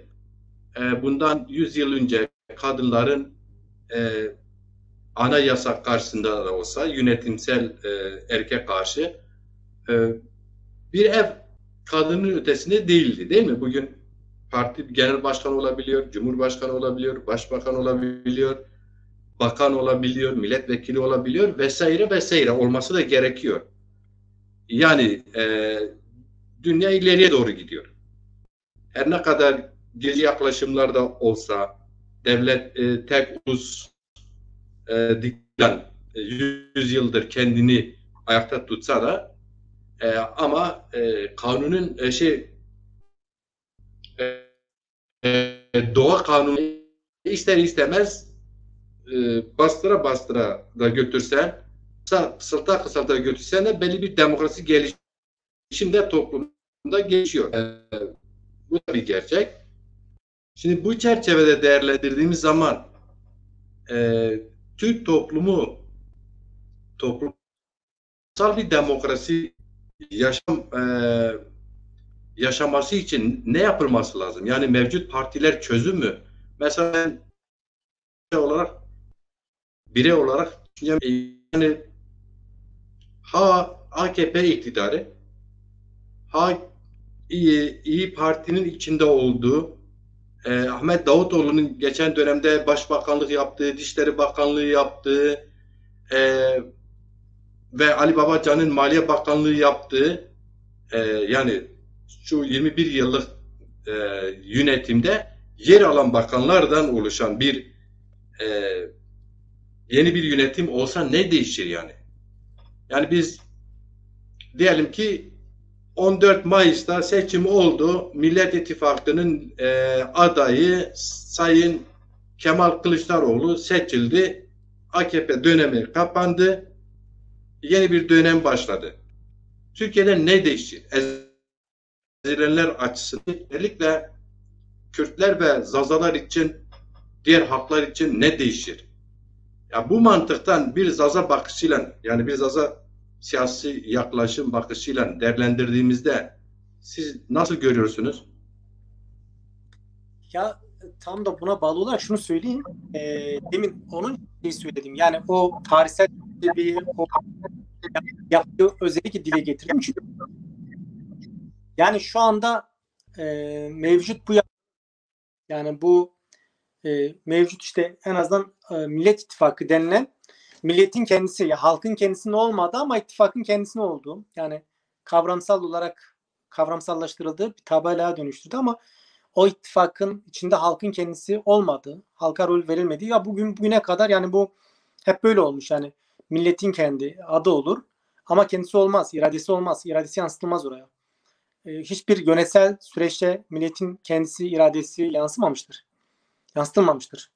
Zaten buna mevcut kapitalist sistem dahilinde, mevcut küresel kapitalist sistem dahilinde buna imkan tanımak da biraz zor gibi. Gerçekçi değil. Ama en azından şunu diyelim. Yani burjuva demokratik anlamda bir demokrasinin, yani daha demokratik, bu Batı demokrasi dediğimiz, Batı deneyimi dediğimiz, yani demokratik anlamda deneyim dediğimiz ya da daha katılımcı demokrasi pratiklerinin yaşanabilmesi için ya bir kez şunu kabul etmeleri gerekiyor. Bu mevcut yapının, yani bu statükoyu temsil edenlerin, mevcut statükoyu koruyup gözetenlerin, onun selameti için çırpınanların, asıl refleksleri, kaygıları onun geleceği ve devamlı olanların, yani Zazalara, Kürtlere, Alevilere, işçi sınıfına, kadınlara, ötekilere verebileceği bir şey yoktur. Çünkü zaten onların inkarı, onların ötekileştirilmesi, onların yok sayılması üzerine mevcut statiko yaratılmamış mı? Mevcut paradigma onun üzerine oturmamış mı? Onların inkarı üzerine oluşmamış mı? Şimdi bu 100 yıllık deneyim bunu gösteriyor. Bugünkü krizler bunun sonucudur. Bugünkü bu kadar derin çatışmalar, krizler, klikler, bu kapışmalar hep bunun yansımasıdır. Temelde bu var. Yani gerçekten bir demokratik bir sistem olsaydı bugün bu derece yoğun çelişkiler dolayısıyla son derece net açıkladınız. Yani şu soruya cevabınız son derece net oldu. Peki madem ki böyle, hani şu an Millet İttifakı'nda Cumhur İttifakı'nın yegane amacı toplumu yönetme amacı güderken mevcut sistemi koruma. Adeta bir sivil iktidar gibi değil, askeri ceberut bir yaklaşımla artık gerici olmuş bu sistemi koruma amacını güdüyor. Birinci vazifeleri bu. Yani bu sistemi gelirsek demokratikleştirelim, Kürt'ün demokratik hakları, Zaza'nın, bunlar sonuçta bu halkın, bu ülkenin vatandaşları, ortak kurdukları bir ülkedir. Halk daha rahat nefes alsın, bu halkla daha rahat nefes alsın. Anayasal güvence sağlayalım. Ana dil, eğitim hakkı, televizyon, radyo, basın, yayın hakkı, kendini ifade etme hakkı, örgütlenme hakkı, dernekleşme hakkı, bunları sağlarız vaadiyle kimse gelmiyor. Mesela şu an deprem döneminde yaşadığımız için özellikle AKP'nin şu an daha seçim bildirgesini açıklamadan net olarak şunu görüyoruz ki o seçim bildirgesinde en fazla bir yılda bu kadar inşaat yaparız. Yani beton politikası olacak yeniden. Rant politikası. Ve şunu açık söyleyeyim. Mesela biz geçmişte dezapar olarak gittik. Halkın içine gittik. Gezdik. Dağlara, köylere gittik. Özellikle Elazığ depreminde. Halen Elazığ'ın köşklerindeki yerle bir olmuş evlerin altında halk yaşıyor. Devlet orada ağır rapor vermiş. Boşaltın tespitini de yapmış. Biz size yer yaparız. İnsanlar evler yapılacak diye yazın, bütün yazın çadırlarda ikamet etmişler. Ama somut bir çalışma da olmamış. Kazma da vurulmamış. Kaçıncı yıl oldu. Yani şimdi vaat edilen şeyler bunlardır. Buna rağmen niye bu HDP gibi, hatta ben kendim içinde ayırıyorum, binlerce diğer zazalar gibi, ama bir uzlaşıcı yaklaşım var mevcut sisteme. Hem mevcut sistemden hakkını hukukunu istiyorsun, hem şundan daha iyi bir yaklaşımla nereye varır? Yani şu an mesela Kürtler için Millet İttifakı iktidar olursa ne değişir? Zazalar için ne değişir? Ya şimdi şöyle bakmak lazım. Yani CHP'ye rağmen, CHP gibi bir partinin, yani bu mevcut CHP sıradan bir parti değil, onu bilirsiniz zaten. Mevcut statükonun, bu mevcut rejimin paradigmasının kendisine vücut bulduğu bir yapıdan karşımızda bahsederiz yani CHP. Böylesi bir gerçekliği var. Ama şimdi şunu görmek lazım. Yani CHP'ye rağmen, CHP partiye rağmen orada bir Dersimli başkan, yani onun genel başkanı Kemal Kılıçdaroğlu, ya ona karşı o bileşimin ya da işte onların, devletin, yani o mevcut bu rejimin devamlı, bu mevcut statükon devamlı açısından ya CHP'nin yani genel başkanı olan Kemal Kılıçdaroğlu'na dair yaklaşımlarından bile şunu görebiliriz. Ona karşı olan asıl şeylerinden, yürütülen tartışmalardan, yani reflekslerinden şunu görebiliriz. Yani Zazalara, Alevilere, Kürtlere, Lazlara, ötekilere bunların ne verebileceğini buradan görebiliriz aslında. Buradan da görmek mümkündür. Yani bir Kılıçdaroğlu'na karşı, ya düşün, bir de CHP gibi bir partinin işte genel başkanı ve yani adamın öyle çok uç çıkışları, radikal çıkışları, böyle çok böyle dişe tırnağa, yani dişe dokunur şeyler de yok. Ama buna rağmen ona karşı bir tahammülsüzlük, ona karşı bir tanımamazlık, ona karşı bir yani şey var, refleks var. O refleks sıradan bir Akşener'in ya da bir milliyetçinin, bir milliyetçi muhafazakarın refleksi değil. O onların refleksi olmakla birlikte işte bu mevcut rejimin, bu ceberut sistemin, o paradigmanın Zazalara, Kürtlere, Alevilere, ötekilere, bütün ötekilere dair yaklaşımı, resmi yaklaşımı, onun anlayışının dışa vurumudur. Şunu görmek lazım. Yani bu anlayıştan bağımsız değil. Kemal Kılıçdaroğlu'na bugün takılan tavır onun kazanamaması ya da şey yapılmaması değil. Onun kazanabileceğini çok iyi biliyorlar. Ya bir de şunu tartışmak lazım. Mesela ne derler? İşte Alevi kimliği üzerinde, Alevi Kızılbaş Dersimli olmasından, işte Zaza olmasından, bunun üzerinden tartışılır ama özellikle Alevi Kızılbaş kimliği üzerinden tartışılır. Dersimli üzerinden tartışılır. Kazanılmaz. Ama kimse şunu sormaz. Ya bu eğer, yani neden kazanmıyor? Eğer biz bunu, tamam, bu Alevi kazanmaz diyorsunuz da, ya biz bunu tartışacağımızda niye kazanmıyor? Bunu tartışma. Neden, yani bir sırf bu kimliğinden dolayı kazanmıyor? Bunu hiç tartışmazlar. Bunu göz önüne getirmez. Yani onun arkasındaki o gerici ceryanı, o gerici faşist yaklaşımı, o kökten dinci, o ırkçı, milliyetçi anlayışı, paradigmayı, toplumun da belli bir kesiminin de dahilinde olduğu o zihniyet tartışılmaz. Ama ne olur? zaten bir öteki olarak kodlanmış. Tarihsel olarak da tarihin hep mazlum tarafında, kaybeden tarafında bulunan bir Kemal Kılıçdaroğlu'nu tartışmak çok kolay. Ya da onun kimliğini, onun aidiyetini tartışmak, aidiyeti üzerinden ona bir şeyi biçmek çok kolay. Yani bugünkü mevcut refleks, yani o Akşener ve benzeri tiplerin zihniyeti belli bireylerin zihniyeti değil. Bu mevcut rejimin zihniyettir. Yani burada işte tartışılan isimler, bunlar dikkatini çekerim. Çoğu genelde sağcı, faşist ya da işte köken itibariyle kökten dinci tipler. Neden? Çünkü bunlar topluma bir şey vermezler. Şimdi Kılıçdaroğlu'na baktığında işte en azından şöyle diyelim, yani ona o şansı tanırlar mı tanımazlar mı, o ayrı bir tartışma konusu. Ya da mevcut rejim dahilinde CHP'ye rağmen ya da o Millet İttifakı bileşimine rağmen bahsettiğiniz o işte Babacan, Davutoğlu ve diğerlerin, Karamollaoğlu ve diğerleri, bunlar hepsi bireyler, sadece bireylerden ibaret değil. Bunlar bir anlayışı, sizin dediğiniz gibi bir şeyi temsil ediyor ve bunlar aynı zamanda mevcut rejimin de reflekslerini çok iyi temsil eden tiplerdir. Egemen sınıfların temsilcileridir. Yani bunlar Kılıçdaroğlu'na bir yönetme, demokratik bir yönetme, pratik süreçlerini önüne açma imkan, olası seçilme durumunda ya da olası adaylık durumunda önünü açarlar mı? Yönetme imkanı tanırlar mı? Ya da mevcut rejim buna müsaade eder mi? O ayrı bir tartışma konusu. Mevcut sistem dahilinde o ayrı bir tartışma konusu. Ben bunu çok şeyi görmüyorum. Yani bu noktada çok böyle olası görmüyorum ama şimdi Kılıçdaroğlu'na baktığında, şimdi tartışılan bireyler, tartışılan diğer şeylere baktığımızda,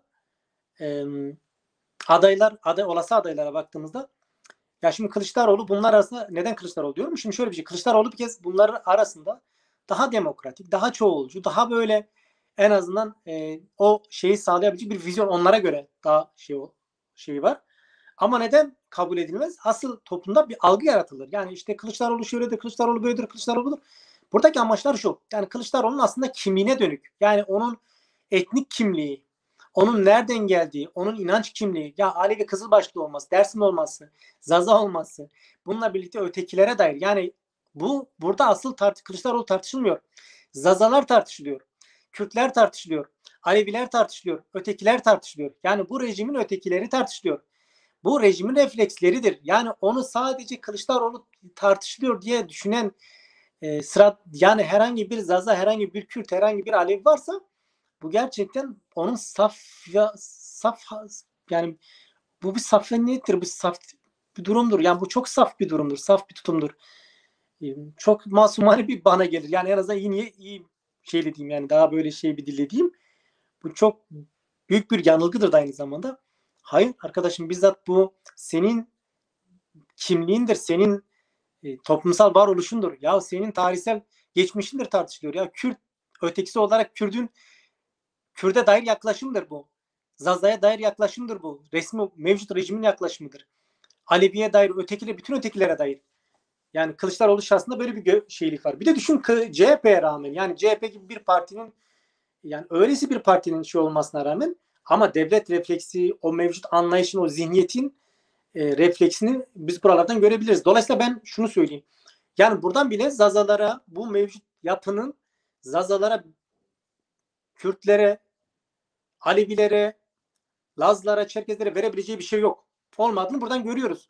Yani bu bir şey değil. Yani biz buradan somut olarak görüyoruz. Diğer yönde baktığımızda, ya işte bunların belgelerine, yani siyaset belgelerine, toplumsal çözüm belgelerine baktığımızda ya da programlarına baktığımızda, siyasal programlarına, politik programlarına ve ittifak programlarına baktığımızda, ya siz burada hiçbir ötekinin açık bir şekilde, ya Zaza'nın anayasal hakkı tanımlandığını duydunuz mu?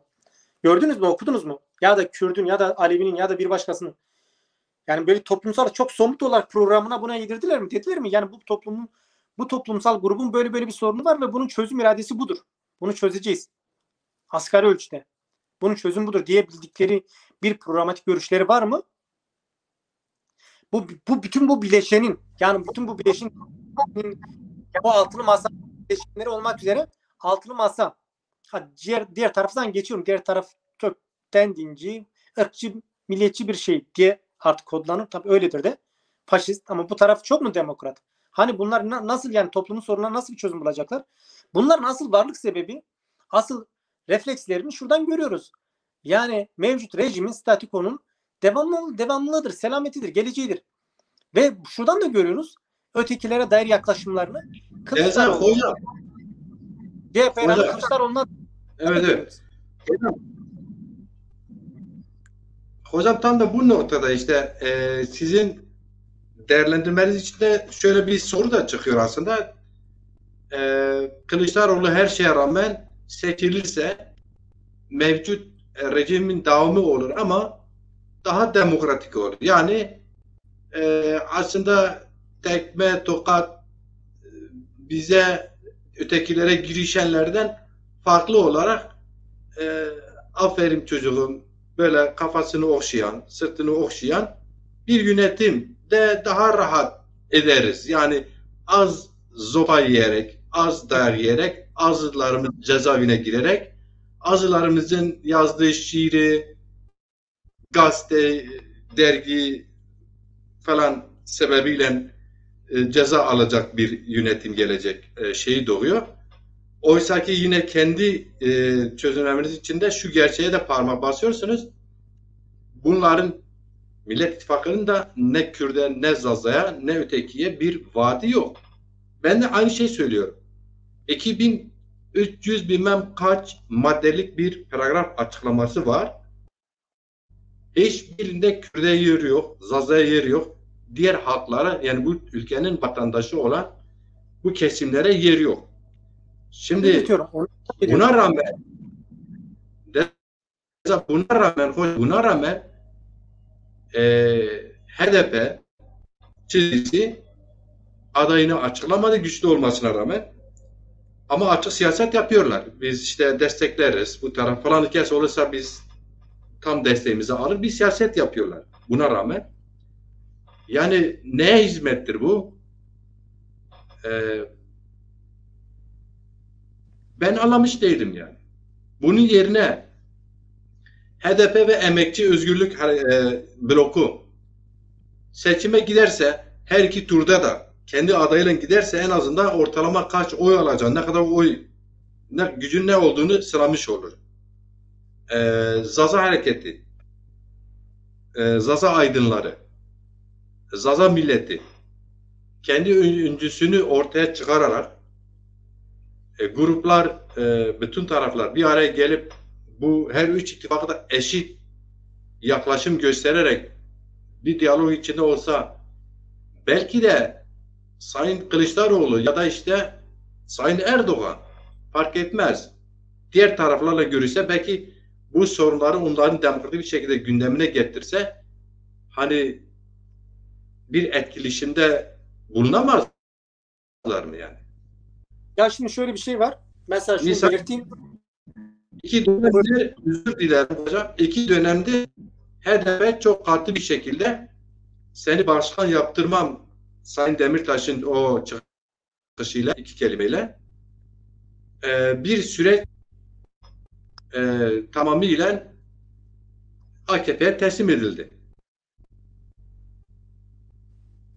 Bu Türkiye'deki bu gerçeklik, bu toplumsal uzlayışın önünde engel değil mi? Yani sırf yönetenler, sırf sistem, sırf rejimden ziyade biz halk olarak da biraz böyle herkes kendi mahallesine sığınmış, kendi mahallesindekiyle anlaşabiliyor. Burada da bir soru görmüyor musunuz hocam? Ya şimdi zaten şu noktanın altını çizelim. Şimdi toplumun, ötekilerin, ezilenlerin mevcut durumdan ciddi anlamda rahatsız olanların ve buna karşı en azından bir çözüm arayışı içinde olanların alternatif yaratamadığı yerde, bir araya gelemediği yerde, yani siyasette boşluk denilen bir şey yoktur. Onu belirteyim. Yani siyasette siz doldurmazsanız alanları, birileri doldurur. Ha, siz bulunduğunuz alanı doldurursanız kendi doğrularınızla, kendi ilkelerinizle, kendi programatik görüşlerinizle orada bir irade olarak çözüme kısa, orta, uzun vadede çözümün gereklerine dönük belli şeyler geliştirirsiniz. Yani pratik süreçler geliştirirsiniz. Ama şimdi şöyle bir şey var. Mevcut durumda halkın, toplumun, yani toplumsal bir hareketin olmamasından, yani böyle geniş, etkili, her kesimin kendini özgürce ifade ettiği, her kesimin kendi örgütlü yapılarıyla, öznesiyle, siyasal özneleriyle, siyasal güçleriyle dahil olduğu çok geniş böyle bir halk cephesinin oluşmadığını biliyoruz. Türkiye'de böyle bir halk cephesi yok. Şimdi böyle bir halk cephesi olmuş olsaydı zaten bugün bu mevcut siyasal erkler, yani mevcut rejimin siyasal erkleri, yapıları, bu siyasal kutupları bu kadar hoyratça yani senin kastın bu kesimler, ötekiler çok rahat manipüle etmezlerdi. Çok rahat seni sıçrama tahtası olarak kullanmazlardı. Çok rahat seçimden seçime ya da kendi klik çatışmaları, klik hesapları, kendi iç çatışmalarında seni bir manivela olarak kullanmazlardı. Şimdi böyle bir halk hareketinin, böyle güçlü bir halk cephesinin olmadığı yerde, yani her kesimin kendi örgütlü, yani sorunu olan, mevcut sistemle sorunu olan, demokratik haklar boyutuyla programı olan, görüşleri olan, talepleri olan her kesimin örgütlü bir şekilde, örgütlü dinamik özneleriyle, güçleriyle içinde yer aldığı bir halk cephesinin, demokratik bir halk cephesinin olmadığı yerde işte bu gibi şeyler kaçınılmazdır. Şimdi bizim ülkemizde demokratik bir halk cephesinin olması gerekiyor. Bu da bugünden yarına olabilecek bir şey, uzun vadeli bir şeydir. Yani bu maalesef şu an yok. Şimdi baktığımızda HDP'nin konsolide ettiği bir Kürt kitlesi ve onun yanı sıra, o da Kürtlerin önemli bir kesimi ama yani bütünü de değil.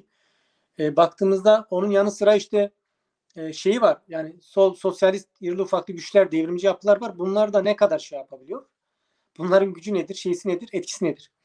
Şimdi bundan dolayı şimdi şey yok. Sen buradaki manevralar, yani bunu kaydetmek lazım. Bunu siyaset, yani maalesef ki düz bir çizgide ilerlemiyor. Siyasetin politik hamleleri, esneklikleri olmak zorunda. Siyaset düz bir çizgide ilerlemediği gibi yani bir açık bir güzergahta da gitmiyor. Onun e, girizgahları vardır. Görünmeyen handikapları vardır. Girinti çıkıntıları vardır. Maalesef ki o yol öyle düz bir yol değil. Onu belirteyim.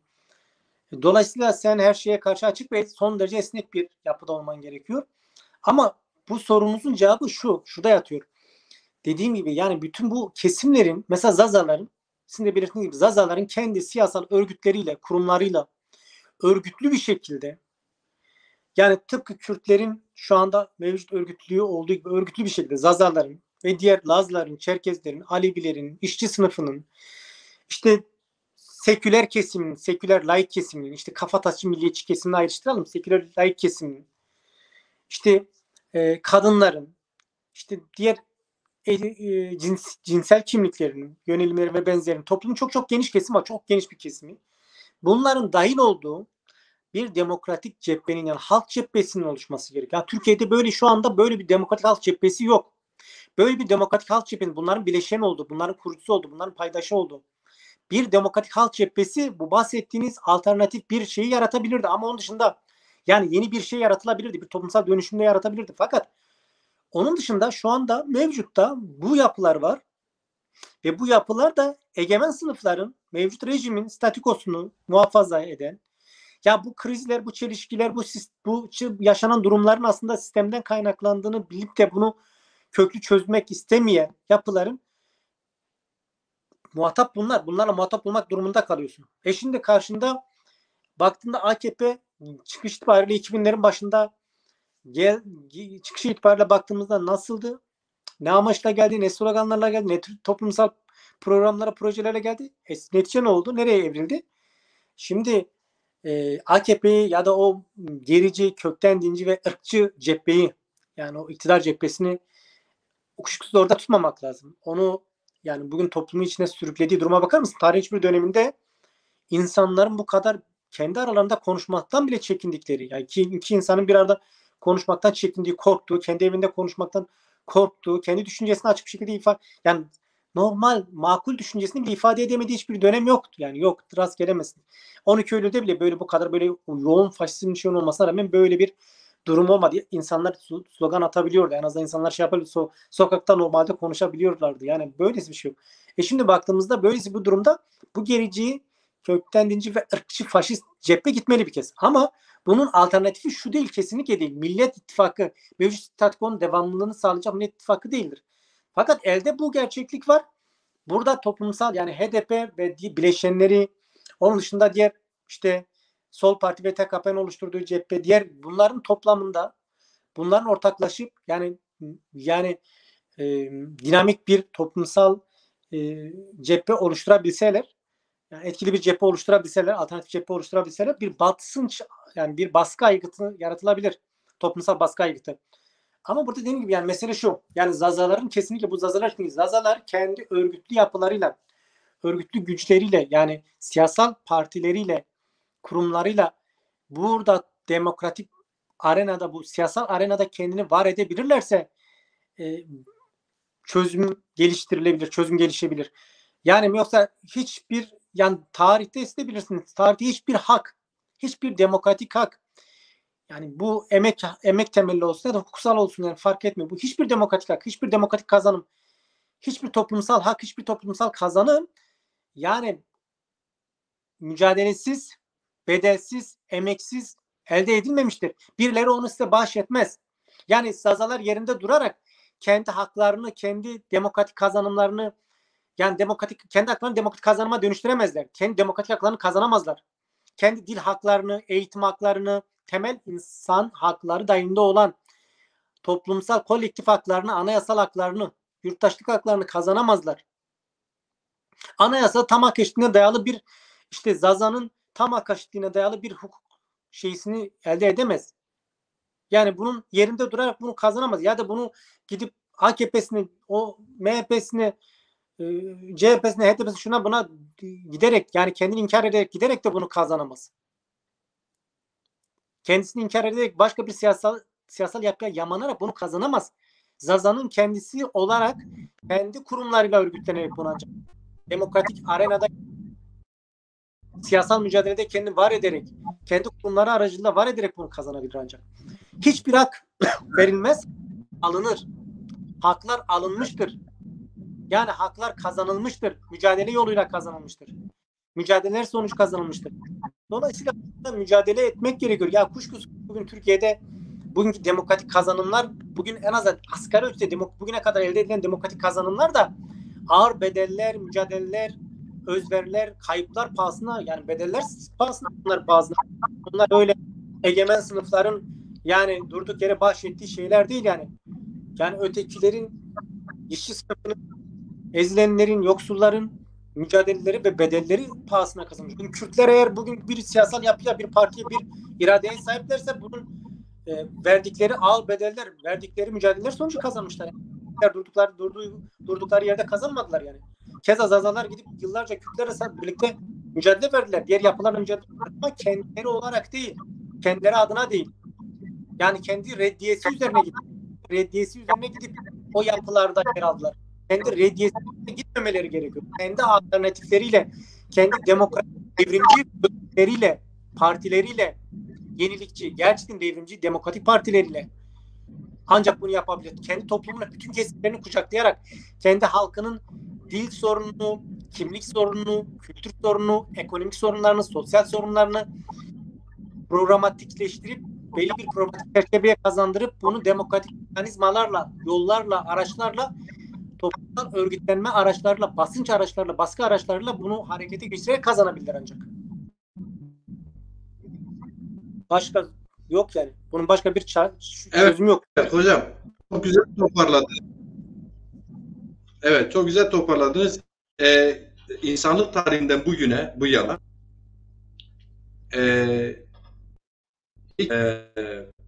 sınıf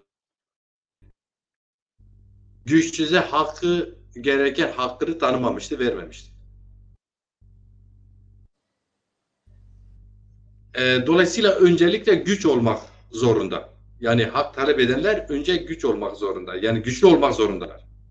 Bir güç olarak kendilerini karşı tarafa kabullendirmek zorundalar. Karşıtıyla mücadele etmek zorunda, daha doğrusu. karşıtıyla mücadele ettiğin oranda var oluyorsun. Son 3-4 yıl, yani ben yıllar canlı yayınlar yapıyorum ya, son 3-4 yıldır özellikle Zaza mücadelesinde politik yayınlar da zaman zaman yapıyorum. Birçok aydınımızla görüştüm. Siyasi parti başkanı Reza Par, genel başkanı Sayın Dilaver Eren olsun. Yine o partinin yetkili değerli insanlarla olsun. Yine sizin gibi bağımsız Zaza aydınlarıyla görüştüm. Ağırlıkta bana sorsa biri, ya Macit Ciran, sen bu kadar yayın yaptın, kültür insanlarıyla konuştun, 30-40 yıldır mücadele eden Zaza aydınlarıyla görüştün. Bunları toplarsan toplamı ne anladın? Benim cevabım şu olur. Bana herkes falan tarihten beri Zazacılık yaptığını, Zaza olduğunu fark etmiş, mücadele ettiğini söylüyor. Bu kadar kitap yazdığını söylüyor. Bu dergide yazdığını söylüyor. Ben genelde cevabım, ben tekrarı dinledim. Ben bunu niye hissettim? Çünkü bu bir süreçtir. 3 yılda ben bu sonuca vardım. Ama Zaza halkı, Zaza toplumu benden 10 kat daha ileri. Ben görüyorum. Halk içine gidiyorum. Halk artık ben siz diye,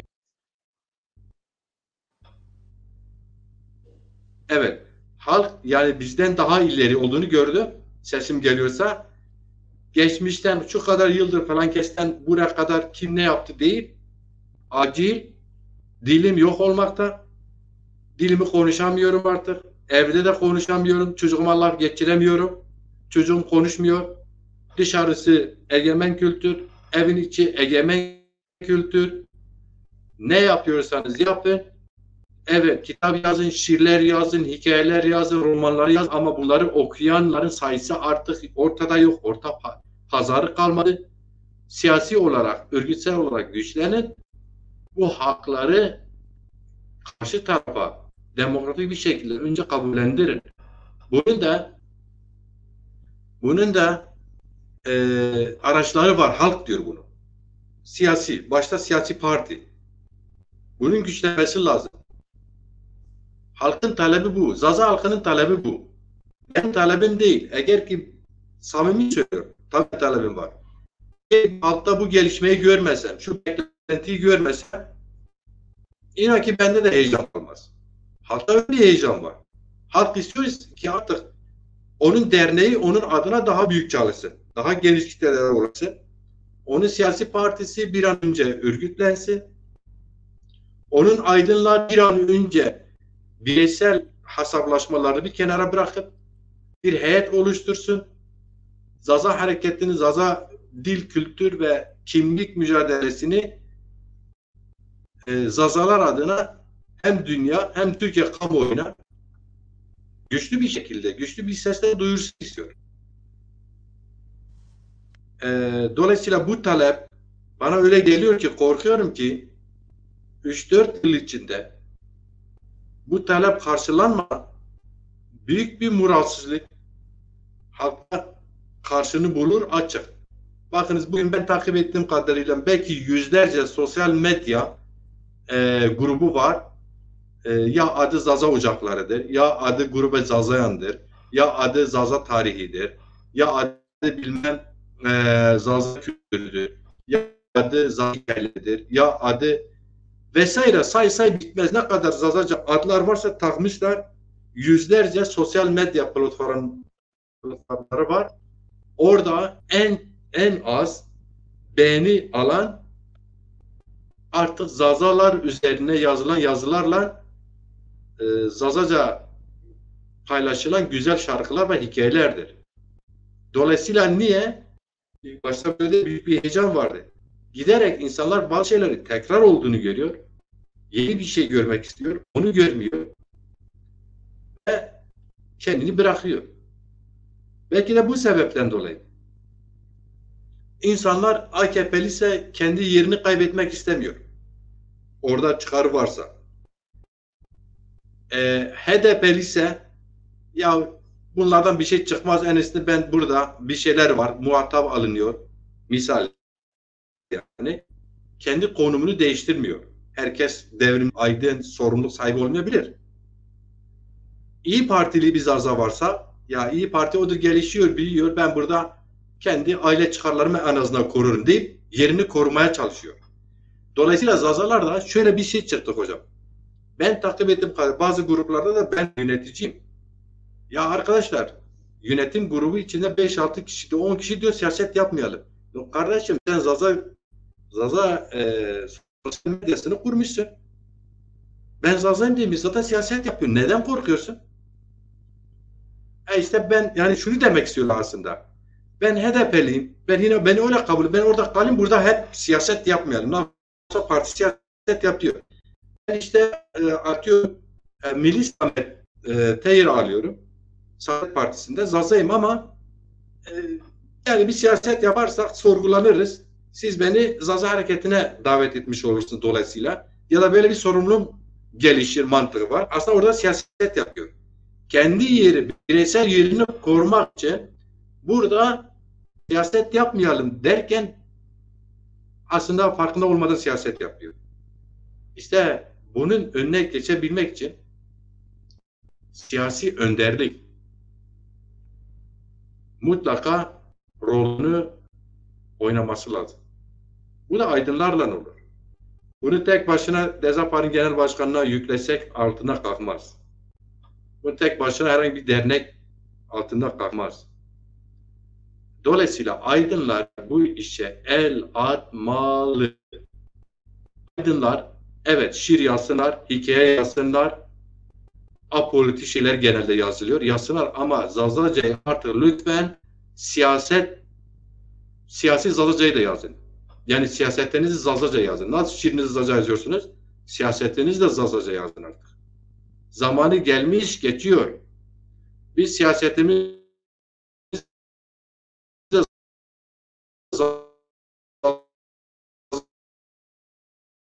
Zazaca yazmazsak, konuşmalarımızda da bunu vurgulamazsak UNESCO'nun gibi korkarım ki UNESCO'nun vurguladığı gibi Zazaca birkaç yıl içinde belki bir 15 yıl içinde ideolojik üst çatı olarak güçlü bir yapılamaya gitse bile kitlede karşılığını bulmaz ve öylece bu geniş halk kitlelerin konuşmadığı bir dili biliyorsunuz Sayın Erdoğan ve Akşener demişti dilini kaybeden namusunu, kimliğini, haysiyetini, her şeyini kaybederek kendileri söylüyordu. Misal. Bu bir gerçek. Onların söylediği için değil. Onlar da birilerinin söylediklerini, teorilerini, kavramlarını aldılar, kendilerini ifade ettiler. Yani kendilerine ait olan sözler değil, onu kastetmiyorum ama hani politik olarak geçen bir yıl içinde söyledikleri için hatırlatmak istediğim için söylüyorum. Hocam İstersen biraz toparlayın. Yavaş yavaş biz programın sonuna gelelim. Tabii ki bizim yaşadığımız müddetçe, sorularımız çözülmediği müddetçe sorularımıza değineceğiz. Daha geniş değineceğiz. Ve süreç devam edecektir hocam. Evet. Ya bir kez bu noktayı görmek lazım. Mevcut sistem dahilinde, rejim dahilinde hangi sorunun, hangi çelişkinin kaynağı nedir? Yani nereden kaynaklanıyor? Bir kez o kaynağı doğru tanımlamak lazım. Yani bir sorun varsa o sorunun kaynağını doğru koymak lazım. Ki çözümü oradan doğru geliştirebilirim. Yani çözümün sorunun kaynağı aynı zamanda çözümün de kaynağıdır. Bunu doğru görmek, bunu bir kez tespit etmek gerekiyor. Ya mesela Türkiye'deki güncel duruma baktığımızda şu andaki iktidarın katı, gerici, despotik yapısına alternatif olarak gelişecek bir demokratik toplumsal dönüşmenin yani toplumun demokratikleşmesi, sistemin toplumsal demokratik dönüşümün ancak rejimin dönüşümüyle olabileceği bir şeydir. Onu ben açık bir şekilde belirtmek gereği duyuyorum. Bu benim demokratik düşünsel sorunum gereğidir. Yani mevcut sistem, rejim olduğu yerde mevcut haliyle kaldığı sürece bu çelişkiler, krizler, bu sorunlar devam edecektir. Onu belirtelim yani. Çünkü sorunun kaynağı zaten mevcut rejimin, sistemin mantalitesindedir yani. Onun kurucu kodlarında, onun yapısal özelliğindedir. Dolayısıyla bir demokratik toplumsal dönüşüm mevcut rejimin bekası, onun geleceği, onun muhafazası, gelecek kaygısı için değil, gerçekten bir toplumsal dönüşüm, gerçekten bir toplumsal yenilenme, gerçekten bir demokratikleşme ise bir kez bu rejimden köklü kopuş da olabilecek bir şeydir. O da epey tartışma kaldırır, bunu belirteyim. Diğer yönünde şöyle bir şey var. Demokratik kazanımlar da mücadeleler sonucu toplumsal gelişmeler, toplumsal kalkışmalar, yani kuşkusuz bunun karşısında şöyle bir durum yok. Yani toplumda bir mücadele alanı yok mu? Var. Yani Kürtler mücadele ediyor, sosyalistler mücadele ediyor, kadınlar mücadele ediyor, iyi kötü işçi sınıfı parçalı da olsa mücadele ediyor. Senin kendi sendikal hakları, özlük hakları, ekonomik hakları ve benzeri temelde. Gençlik bir şekilde mücadele ediyor. Diğer ulusal etnik kimlikler kendi taleplerini günden güne görünür kılmaya dönük tartışmaları var. Burada Zazaların da şunu görmesi gerekiyor. Yani kendi sorunlarının kaynağını doğru tespit etmeleri gerekiyor. Kaynağından hareketle kendi çözüm arayışlarını, alternatiflerini doğru koymaları gerekiyor. Ama bunun için de bu meselede taraf olan, yani dil kaygısıyla, aidiyet kaygısıyla, toplum kaygısıyla, kültür kaygısıyla, kaygısı ne olursa olsun. Ama Zazaca ya da Zazalara dönük ya da o toplumun kendisine dönük herhangi bir kaygı taşıyorsa, yazarı, çizeri, aydını, öğrencisi, kadını, yani kim olursa olsun, siyasetçisi, burada kolektif bir enerjiyi açığa çıkarmaları, kolektif bir birlikteliği açığa çıkarmalarının olmazsa olmaz olduğunu bilince çıkarmaları gerekiyor. Bu kolektif bir örgütlenmenin yapabileceği bir şeydir, başarabileceği bir şeydir. Örgütün olmadığı yerde hiçbir şey yapamazsın. Bireysel kahramanlıklar ucuz şeylerdir. Ben çok iyiyim, ben çok iyi konuşurum, ya bunlar ucuz şeyler. Bunlar karşılığı olmayan şeyler. Hele ki 21. yüzyılda bilimin, teknolojinin bu kadar geliştiği, bilginin çok daha rahat ulaşılabilir olup aynı zamanda manipülasyon da çok, ideolojik manipülasyonun da çok etkili bir şekilde kullanılabilir bir dönemde, yani böyle kolektif toplumsal örgütlenme olmadan, bir siyasal örgütlenme olmadan, doğru bir siyasal örgütlenme olmadan, yörüngesi, perspektifi sağlam ve doğru bilimsel içeriklerle, bilimsel perspektifle, kendi tarihsel kaynakları üzerine, kendi özgün, bağımsız tarihsel kaynakları, toplumsal kaynakları, yani aidiyeti, dili, kültürü vesaire onun üzerine örgütlenmemiş ama aynı zamanda bilimsel içerikleriyle hiçbir şeyin kazanma şansı yok. Ama o toplumsal, tarihsel, siyasal örgütlenme üzerine oturmuş. Yani kendi ayaklarını sağlam yere basmış. Aynı zamanda da bilimsel bir perspektifle, bilimsel bir içerikle kendi perspektifini, programını, taktiğini, yolunu, yöntemini oluşturmuş bir siyasal yapılanma elbette ki kazanır ya. Elbette ki mücadele eder, kazanır. Ama bu kazanım böyle bir anda olmaz yani. Bunun zorlukları vardır, handikapları vardır, tehlikleri var. Ama mücadeledir bu. Mücadele sonunda da kazanır. Zazaların buna ihtiyacı var. Onu belirteyim. Diğer yönden Türkiye'de dönüşümde baktığımızda şu anda bir yaşanıyor. Bu krizde de, bu yapısal krizde de, yani Türkiye sermaye sınıfına baktığımızda, sermaye düzenine baktığımızda Türkiye'deki mevcut yapılan sermaye sınıfı, yani o burjuva sınıfları Batı'daki burjuva sınıfları gibi bir geçmişe sahip değiller. Bunun çeşitli sebepleri var. Bir, Türkiye'deki ideolojik, yani İslami ideolojinin getirdiği ya da Osmanlı dönemi, Osmanlıcılık olarak tanımlanan ideolojinin getirdiği, Osmanlı deneyiminin getirdiği, işte onun için yerinde aramak gerekiyor. Yani o daha çok işte savaşa, ganimet, baskıya dayalı, talana dayalı bir şey var. Ekonomi girdisi var. Ekonomi kaynakları var. Yani üretimin çok olmadığı, üreticinin de yine ürettiği şeyi esasda devlet tarafından gasp edildiği böyle bir yapısı var. Daha çok üretimi yapan, modern anlamda üretimi yapan bizim coğrafyamızda da gayrimüslimler olarak tanımlanan diğer kesimlerdir. Yani Ermeni ve benzeri bunlar. Bak dikkatinizi çekerim. Mesela Kemalist Osmanlı son dönemiyle birlikte ve Kemalist iktidar rejimde bu Türkiye'deki sınıfsal, yani sermaye sınıfının yaptığı bu sınıfsal değişimler, sınıfsal yapılaşmalar, egemen sınıfların ekonomik palazlanmaları, ekonomik olarak sınıf, yani belli bir sınıfsal palazlanmaları hep Yani hep böyle talanla, hep böyle gayrimüslimlerin ekonomik üretim araçlarına, ilişkilerini, ekonomik kaynaklarını gasp ederek, onları zor, şiddet, cebir yolla elde ederek, tamam mı? Devleti arkasından kuran, yukarıdan oluşturulan bir sermaye sınıfı var. Batı'daki gibi modern üretim ilişkilerine, bilime, tekniğe dayalı, elbette ki orada da toplumsal mücadeleleri, sınıf mücadeleleri olmuştur ama Batı'daki gibi bir yol takip etmemiş, bir yolu izlememiş. Dolayısıyla ülkemizdeki egemen sınıflarda Batı'daki bir demokratik anlayış da yok.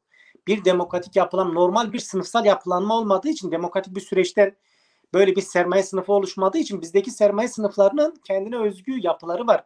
Yukarıdan bizzat devlet eliyle, zorbalık eliyle oluşturulmuş, baskı eliyle oluşturulmuş sermaye sınıflarıdır. Devlet eli, Aynen. yani bu talan eliyle, Sorun orada zaten. talan eliyle oluşturulduğu için Sayın Hocam. talan oluşturulduğu. Şimdi bunları Türkiye toplumuna verebileceği demokratik bir kültürleri yok. Demokratik bir perspektifleri yok. Ya bunların kültürleri yok. Batı'da burjuva kültürü var. Bu burjuva kültürü nasıl oluştu? Bu burjuva kültürü, oradaki burjuva üretim ilişkileri, oradaki toplumsal mücadeleler oluştu elbette ama oradaki burjuva üretim ilişkileri bilimle, sanatla, felsefeyle oluştu, edebiyatla oluştu ama bunun altyapısını oluşturan bir modern üretim ilişkileri oluştu ama Türkiye toplumundaki egemen sınıfların böyle bir tarihsel geçmişi yok. Onun için Türkiye'deki egemen sınıflar son derece gericiler. İdeolojik olarak da gericiler. Kültürel olarak da gericiler. Yani sadece ekonomik olarak üretim ilişkilerine o mekanizmadaki rolleri sadece şey değil. Bunlar ideolojik olarak, kültürel olarak, anlayış olarak, zihniyet olarak da bunlar son derece gericiler. Çünkü bunlar talan, yağma kültürüyle kendi sermayelerini oluşturdular. Yukarıdan devlet eliyle, baskı eliyle, zor eliyle oluştu. Modern bilimsel üretim ilişkileriyle oluşmadı. Yani demokratik doğal yollardan bir üretim ilişkisiyle bir sermaye oluşmadı bunlardan. Yani Batı'daki kapitalist, en az da kapitalist gelişme, Batı'daki kapitalist gelişme aynı güzergahı takip etmedi. Aynı ekonomik güzergahı takip etmedi. Aynı siyasal, kültürel, demokratik güzergahı da takip etmedi. Bilişsel güzergahı da takip etmedi. Bilgi, kültür, anlatabiliyor muyum? Dolayısıyla bunların zihniyeti son derece gerici. Bunlar ideolojik olarak son derece gericiler. Onun için bugün bu ekonomiden dolayı bu kadar yoğun kriz yaşıyorlar. Bu kadar yoğun rejim krizler girdabı içindedir. Dolayısıyla Zazalar şunu yapmaları gerekiyor. Zazaların bir an evvel bu Zaza aydınlarının, kurumlarının, yurtseverlerin Zazalar üzerinde sözü olan, samimi olan bütün kesimlerin kaprislerini, egolarını, takıntılarını, hesaplarını, yani varsa ajandalarını bir tarafa bırakıp samimi bir şekilde bu halkın sorunlarına ortaklaşabilmeleri, ortak iradeyle çözüm üretebilmeleri için kolektif bir ile Zaza örgütlenmesiyle toplumsal tarih sahnesindeki yerini almaları gerekiyor. Bu şekilde gelişti. Türkiye'deki demokratik mücadele de Türkiye'deki gerçek bir dönüşüm, toplumsal dönüşüm ancak demokratik halk hareketi, bütün bu kesimlerin, Zazasının, Kürdünün, Lazının, bütün kadınının, yani Alevisinin, ötekisi kim olursa olsun, bütün bunların yanı sıra işçi sınıfının ortak olduğu, emek sınıfının ortak olduğu bir demokratik halk hareketi. Yani bunlar kendi örgütleriyle, kendi öz örgütleriyle bileşeni olduğu bir demokratik halk hareketi. Büyük bir toplumsal dönüşümle ancak olabilecek bir şeydir ki bu da bugünden yarına büyük bir olaydır. Mücadele süreçlerinden geçebilecek şeydir. Ancak mücadele sonucu kazanılabilecek bir şeydir. Fakat bunun yanı sıra kazanımlar olmaz mı? Olabilir tabii. Mevcut etkili mücadele versin. Yani karşındaki güç, ona baskı yaparsan, güç mekanizması örgütlerini buluşturursan kısmi demokratik kazanımlar elde edebilirsin. Demokratik ilerici kazanımlar elde edebilirsin. Yani talepler elde edebilir, baskılar da elde edebilir. Ama köklü çözümler, köklü dönüşümleri, köklü çözümler, köklü mücadelelerin ve köklü dönüşümleri gerektirir. Köklü mücadeleler ve köklü dönüşümleri gerektirir. Evet. Hocam son derece teorik olarak tespitleriniz hepsi yeri yerine katılıyorum. Katılmamak mümkün değildir. Üstten dayatmayla bir demokratik kültür oluşturulmaya çalışıldı. Aslında ulus kimliği de böyle zorla kazanılmaya çalışıldı bu toplumda. Tabii. O yüzden de 100 yıldır başka da gidilmedi. Öyle. Böyle o kimlik, yani Türk İslam kimlik, Evet. o Kur'ancı kimlik, mevcut Türk kimlik, tekçi kimlik, o toplumsal bir mühendisliğin, yani bahsettiğim o sermaye sınıfının oluşturulmasına bağlı olarak o toplumsal mühendisliğin siyasal arenadaki yansımasıydı. Yani siyasal olarak o kimlik o şekilde oluşturuldu. Üstten, yani bizzat toplumsal mühendisliği oluşturuldu. Yani demokratik mekanizmalarla toplumun demokratik bir süreç ürünü olmadı. Bunlar tamamen tepeden oluşturuldu. Bu son derece bir süreçti. Yani baskıcı, gerici, bu anlamda, yani diyorum ya, Batı'daki bir demokratik bir kültür geliştirmedi. Din gelişmedi, sanat gelişmedi, edebiyat gelişmedi, toplumsal özgürlükler gelişmedi, demokrasi gelişmedi, demokrasi pratikleri gelişmedi. Tam karşısı gericilik gelişti. Zazalar inkar ediyordu, katliamlardan geçti. Dersim'de soykırımlar, işte Ağrı'da katliamlar oldu. Ama soykırım, Dersim Zazaların işte peş sıra gelen katliamlar, işte Koçgiri katliamları, soykırımı vesaire. Bunun yanı sıra işçi sınıf katliamları, Alevi kıyımları, ya toplumsal her uyan darbelerle, katliamlarla sindirme gelişti. Çünkü kültür yok. Yani o dediğim süreç yaşanmadı. Bu gerici bir toplumsal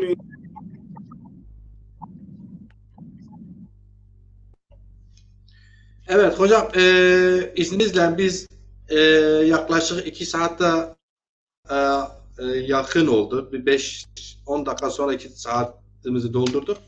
Tabii bize saat sınırı yok. Sorularımız günün 24 saatinde tartışsak eksik bırakırız. Çünkü konunun uzmanları, herkes kendini hem sınıfsal yaklaşımına göre farklı değerlendiriyor bu soruları. Hem kimliksel yaklaşımlarına göre, sınıfsal bakış açısına göre değerlendirenler var. Tabii ki Zaza toplumu da aynen diğer toplumlar gibi hem Alevisi, Sünnisi ve bunların kanat önderleri var. İşçi sınıfından tut, köylü sınıfına kadar çok çeşitli, renkli bir toplumdur. Mutlaka benle sizin doğru bulduğumuz bir şeyi bir başkası farklı bir bakış açısı doğrusuyla yaklaştığı şeyler var. Yani her şeyi biz biliyoruz, biz ediyoruz, böyle bir yaklaşım içinde değiliz. Gönül ister ki belki yarınki program olabilir. Aslında benim önerim olur. Bu arada çağrı da yapıyorum. Programımıza farklı bakış açısıyla katılmak isteyen, renk vermek isteyen arkadaşlar da dahil olabilir. Şimdi biliyorsunuz ulusal ve millet olma yolunda her toplum, her millet ve her ulus kendine göre bir hikayesi var. Şimdi bu hikayelerde rol modeller var. Yani şöyle tarif edeyim. Efsaneler oluşturulur. Doğru, yalan, yanlış. Rol model, efsaneler, örnek aydın, örnek kahraman, örnek lider, örnek kadın, örnek genç. Bütün toplumlar böyle kendini var ediyor. Yani öyle hikayeler biliyorum ki kişi yaptığı ilk çıkış itibariyle efsaneleştirilir. Süreç içinde o mücadele gelişir. O mücadelenin sıradan sempatizanı, ilk mücadeleyi başlatan rol modeldeki kişinin toplam bilincinden daha fazla kendini yetiştirmiş, bilgi birikime sahiptir. Ama artık bir rol model yerine o rol modeli takip eden bir mücadeleci oluyor. Mücadele içinde bir birey olarak toplumsal mücadelede görev almış oluyor. Dolayısıyla bence yarın, öbür gün, başka zaman tartışacağımız konulardan birisi de bu. Yani Zazalar hayırdır? Niye örgütlenemiyoruz? Bunun sebebi nedir? Biz hep başkalarının hikayelerini, rol modellerini kendimize rehber edindiğimiz için mi kendimize gelemiyoruz? Misal, Zaza'nın solcusu rol modelleri işte solun ileri gelen liderleri oluyor. Zaza'nın diyelim ki Suisi yine o kültürde rol model olan başka birileri rehber alınır. Zaza'nın Türkçüsü rol modeli diyelim ki Osmanlı torunlarıyız mantığıyla bir yaklaşım içinde. Vesaire böyle devam edip gidiyor. Ama genel olarak Zazalarda rol model örnek alındığı şu liderdir, şu gençlik temsilcisidir, şu kadın işte rol model olarak örnek aldığımız bir hikayemiz bence yanılıyorsa yoktu. Bunlar üzerine tartışmak lazım. Bizim sadece ortak bir hikayemiz var. Hepimiz sabah akşam yakınıyoruz ve kıyamet koparız, diyoruz ki dilimiz eriyip gidiyor. Ve tek rol model olarak biz Ahmed-i Hasi'den bahsediyoruz. Kısmen siyasi kimlik olarak da Ebu Bekir'den devam ediyoruz. Ama üstüne kattığımız şeyler, şu dergiden yazı yazdım, şu kitap yazdım, şu kitabı yazdım. Bunlar hepsi değerli tabii ki. Ama toplumsal mücadele, Zaza toplumunu gerçekten bir rol model lidere ya da liderler kurumuna ihtiyacı var. Ben buna sık sık Zaza aydın duyarlılığı diyorum. Aydın sorumluluğu diyorum. Zaten bunun içinde o rol model bence halen aranıyor. İhtiyaç var. Siz katılır mısınız, katılmaz mısınız bilmem ama ben bunu taşımak istiyorum. Bugün konusu olmasın ama aslında bir giriş yaptım. Eğer ki yanılıyorsam lütfen siz de görüşünüzü bildirin en azından bu konuda. Tartışmaya değer önemli bir diye düşünüyorum.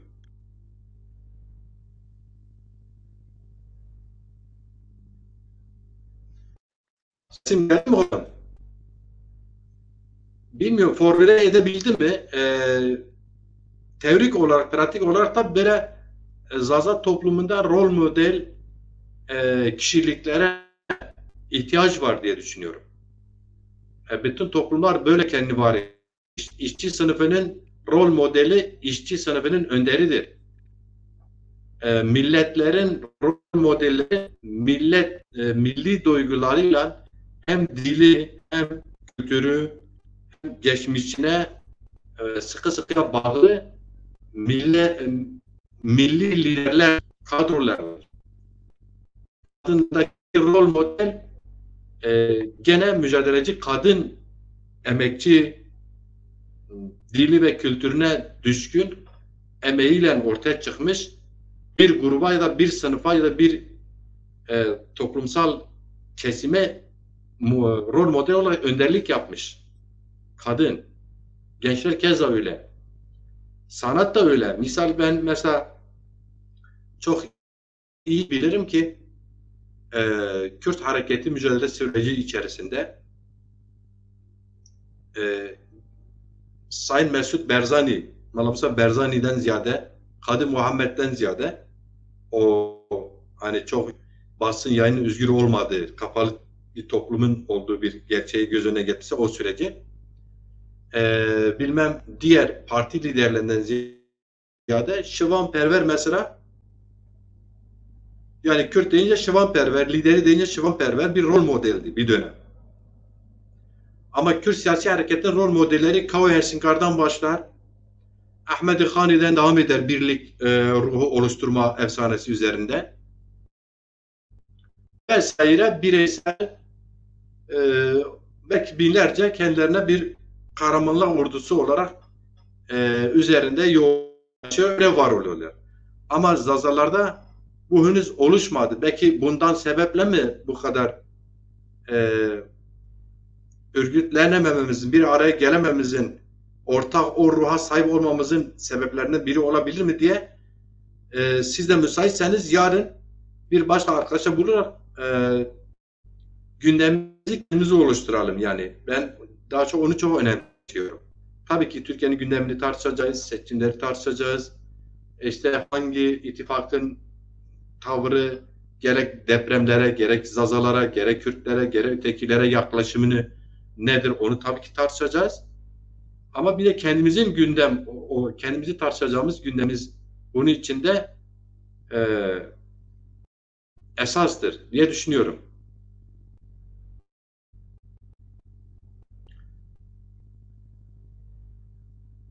Hocam siz sesimi alabildiniz mi? Sessiz kaldınız. Anlatabildim mi? Bilmem. Ses geliyor mu? Ben dinliyorum. Senin dinliyorum. Sesin geliyor.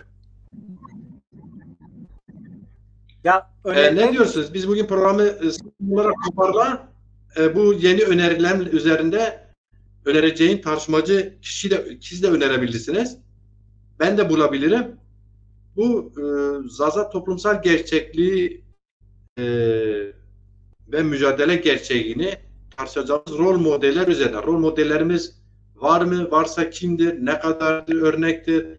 Başarısı nedir? Ne kadar yapmış? Neden eksik bırakılmıştır? Mevcut sorunları biraz da oyun ile bakalım diyorum. Olur, bunu konuşuruz. Ona göre şey yaparız. Değerlendiririz, şey yaparız. Yani bağlarız. Çok yerinde bir öneri, doğru bir öneri. Onu söyleyeyim. Bunlar gerekiyor. O ifade ettiklerine çok şey yapmayacağım, girmeyeceğim. Yani onlar önermelerin son derece yerinde. İyi, doğru şeyler temas ettin. O son derece önemli temas ettin. Bence çok da iyi olur. Öyle bir şey yapılması çok iyi olur. Yerinde.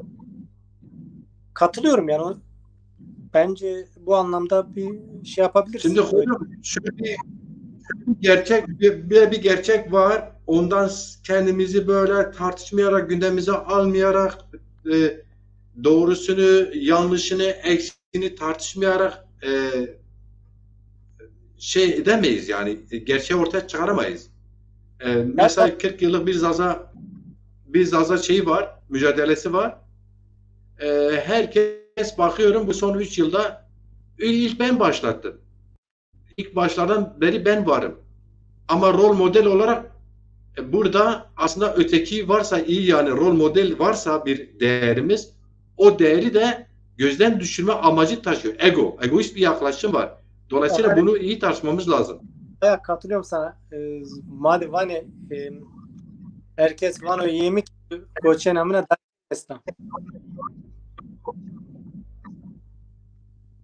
Evet. Yok, çok yerinde. Bence hocam olmak lazım. Çok doğru. Yani bilimsel siz öneri evet. Bilimsel yapıcı temelde olduğu sürece, yapıcı, gelişmiş ve bilimsel temelde tarihsel bir altyapısı, tarihsel birikimleriyle yapılan bütünler faydalıdır, yerindedir, olması gerekir, olmazsa olmazdır. Onun için yani bence önerilerin son derece yerinde, doğru öneriler. Tamam hocam, teşekkür ederim. İyi ki de yoğunlaşıyoruz. Bir şeyler tespit ediyoruz. Böyle çok iyi formüle etmesek de yoğunlaşıyoruz, emek veriyoruz. En azından bir doğruyu gündeme getirebiliyorsak, hizmet edebiliyorsak ne mutlu bize. Biz hazır şarkımızla programımıza vedalaşalım. Tamam, teşekkürler. O zaman ben taban için, özverin için teşekkür ederim. Başarılar diliyorum. Daha yapacağımız çok şey var. Diyeceğimiz çok. Konuşacağız, tartışacağız. Tartışmaktan, konuşmaktan bir şey kaybetmeyiz. Tam tersine tartışma yapıcı bir amaçla, yani asıl amacı yapıcı bir kaygıyla yapılan tartışmalar bizi geliştirir, bizi ilerletir, bize katkı sunar. Kesinlikle. Şu an beni izleyen Latif Aslı Ağaç var, Ramazan Gürbüz var, Abdullah Çiçek var, İnce Sarı Ataş vardır, Selahattin Koç, Reber Şıma, Berzat Kılıç, Aziz Temizbaş, Sarı Kaptan, Faruk Cankat, bu arkadaşlar bu rol modellik üzerinde yarınki programa şimdiden hazırlansınlar. Katılmak isteyen de programımıza renk verebilir. Birbirinize haber verebilirsiniz. Yarınki programımızın konusu Zazalarda rol model kimdi, var mı, bir ihtiyaç mıdır? değil midir? Onu yoğunlaşıp tartışacağız efendim. Bir şarkıyla vedalaşıyoruz. Ben de çok çok teşekkür ederim Sayın Çatakçı. Güzel bir program oldu. Doyurucu bir program oldu. Gerçekten benim açımda da. Evet, biz çok kendi meselelerimizi tartışmıyoruz. Tartışırsak, görünür kılırsak hakikaten Zazalar hem bilim insanları olarak, hem kültür insanları olarak, hem siyasi olarak rol model olabilecek çok cevher, çok ünlü, renkli profillerin olabildiğini halkımıza gösterebiliriz aslında. Var. Bilinmeyenlerimizin sayısı çok fazla. Bu işte birbirimize ne kadar dokunursak, ne kadar birbirimize merhaba edersek, ne kadar birbirimize hal hattını sorarsak, ne kadar kendi meselelerimiz üzerine yoğunlaşırsak o kadar daha fazla çoğalırız, birbirimizi bilmiş oluruz, tanımış oluruz. Tekrar teşekkür ederim. İyi ki varsınız. Sizin yarın rol modellik üzerine biraz çalışın, biraz da ben çalışayım. Önereceğiniz kişi varsa yarın bana bildirin. Ben de bir bakayım bu rol modellik üzerinde bize katkı yapabilecek aydınımız varsa programa davet ederim. Birlikte tartışırız. Belki sizin eksik bırakacağınız, benim eksik bırakacağım bir şeyler onlar tamamlar. Şimdiden saygılar. Şoişma Veşpo Klame Zazaki. Tamam. İyi ki şirketin görünür üyesi var ve ahire var.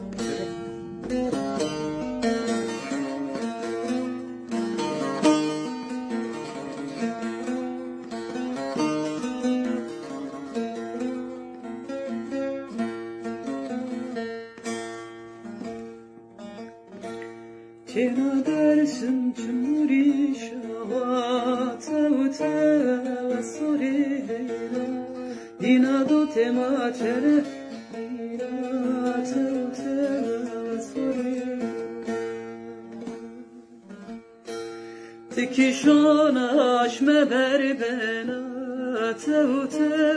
ve soreyla tijar kenar hoş didim dana ve soreyla Tokişona aşme ver bena ve soreyla tijar kenar hoş didim dana ve soreyla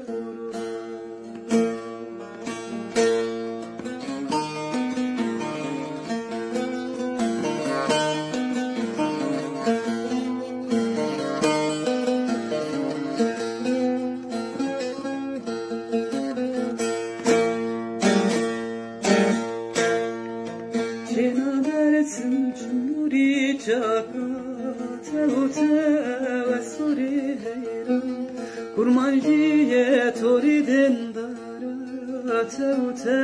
ve soreyla Tokişona jene berbe ve soreyla Düşküsunu ben o sırnino ve soreyla Tekişona jene berbe soreyla Düzgün sonu sır ben onina ve soreyla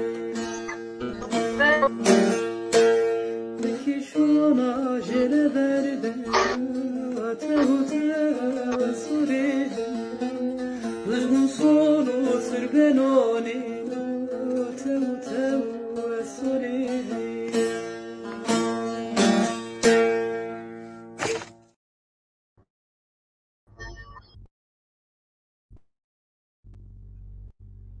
Tev, استوري hayran. Çizonu veş.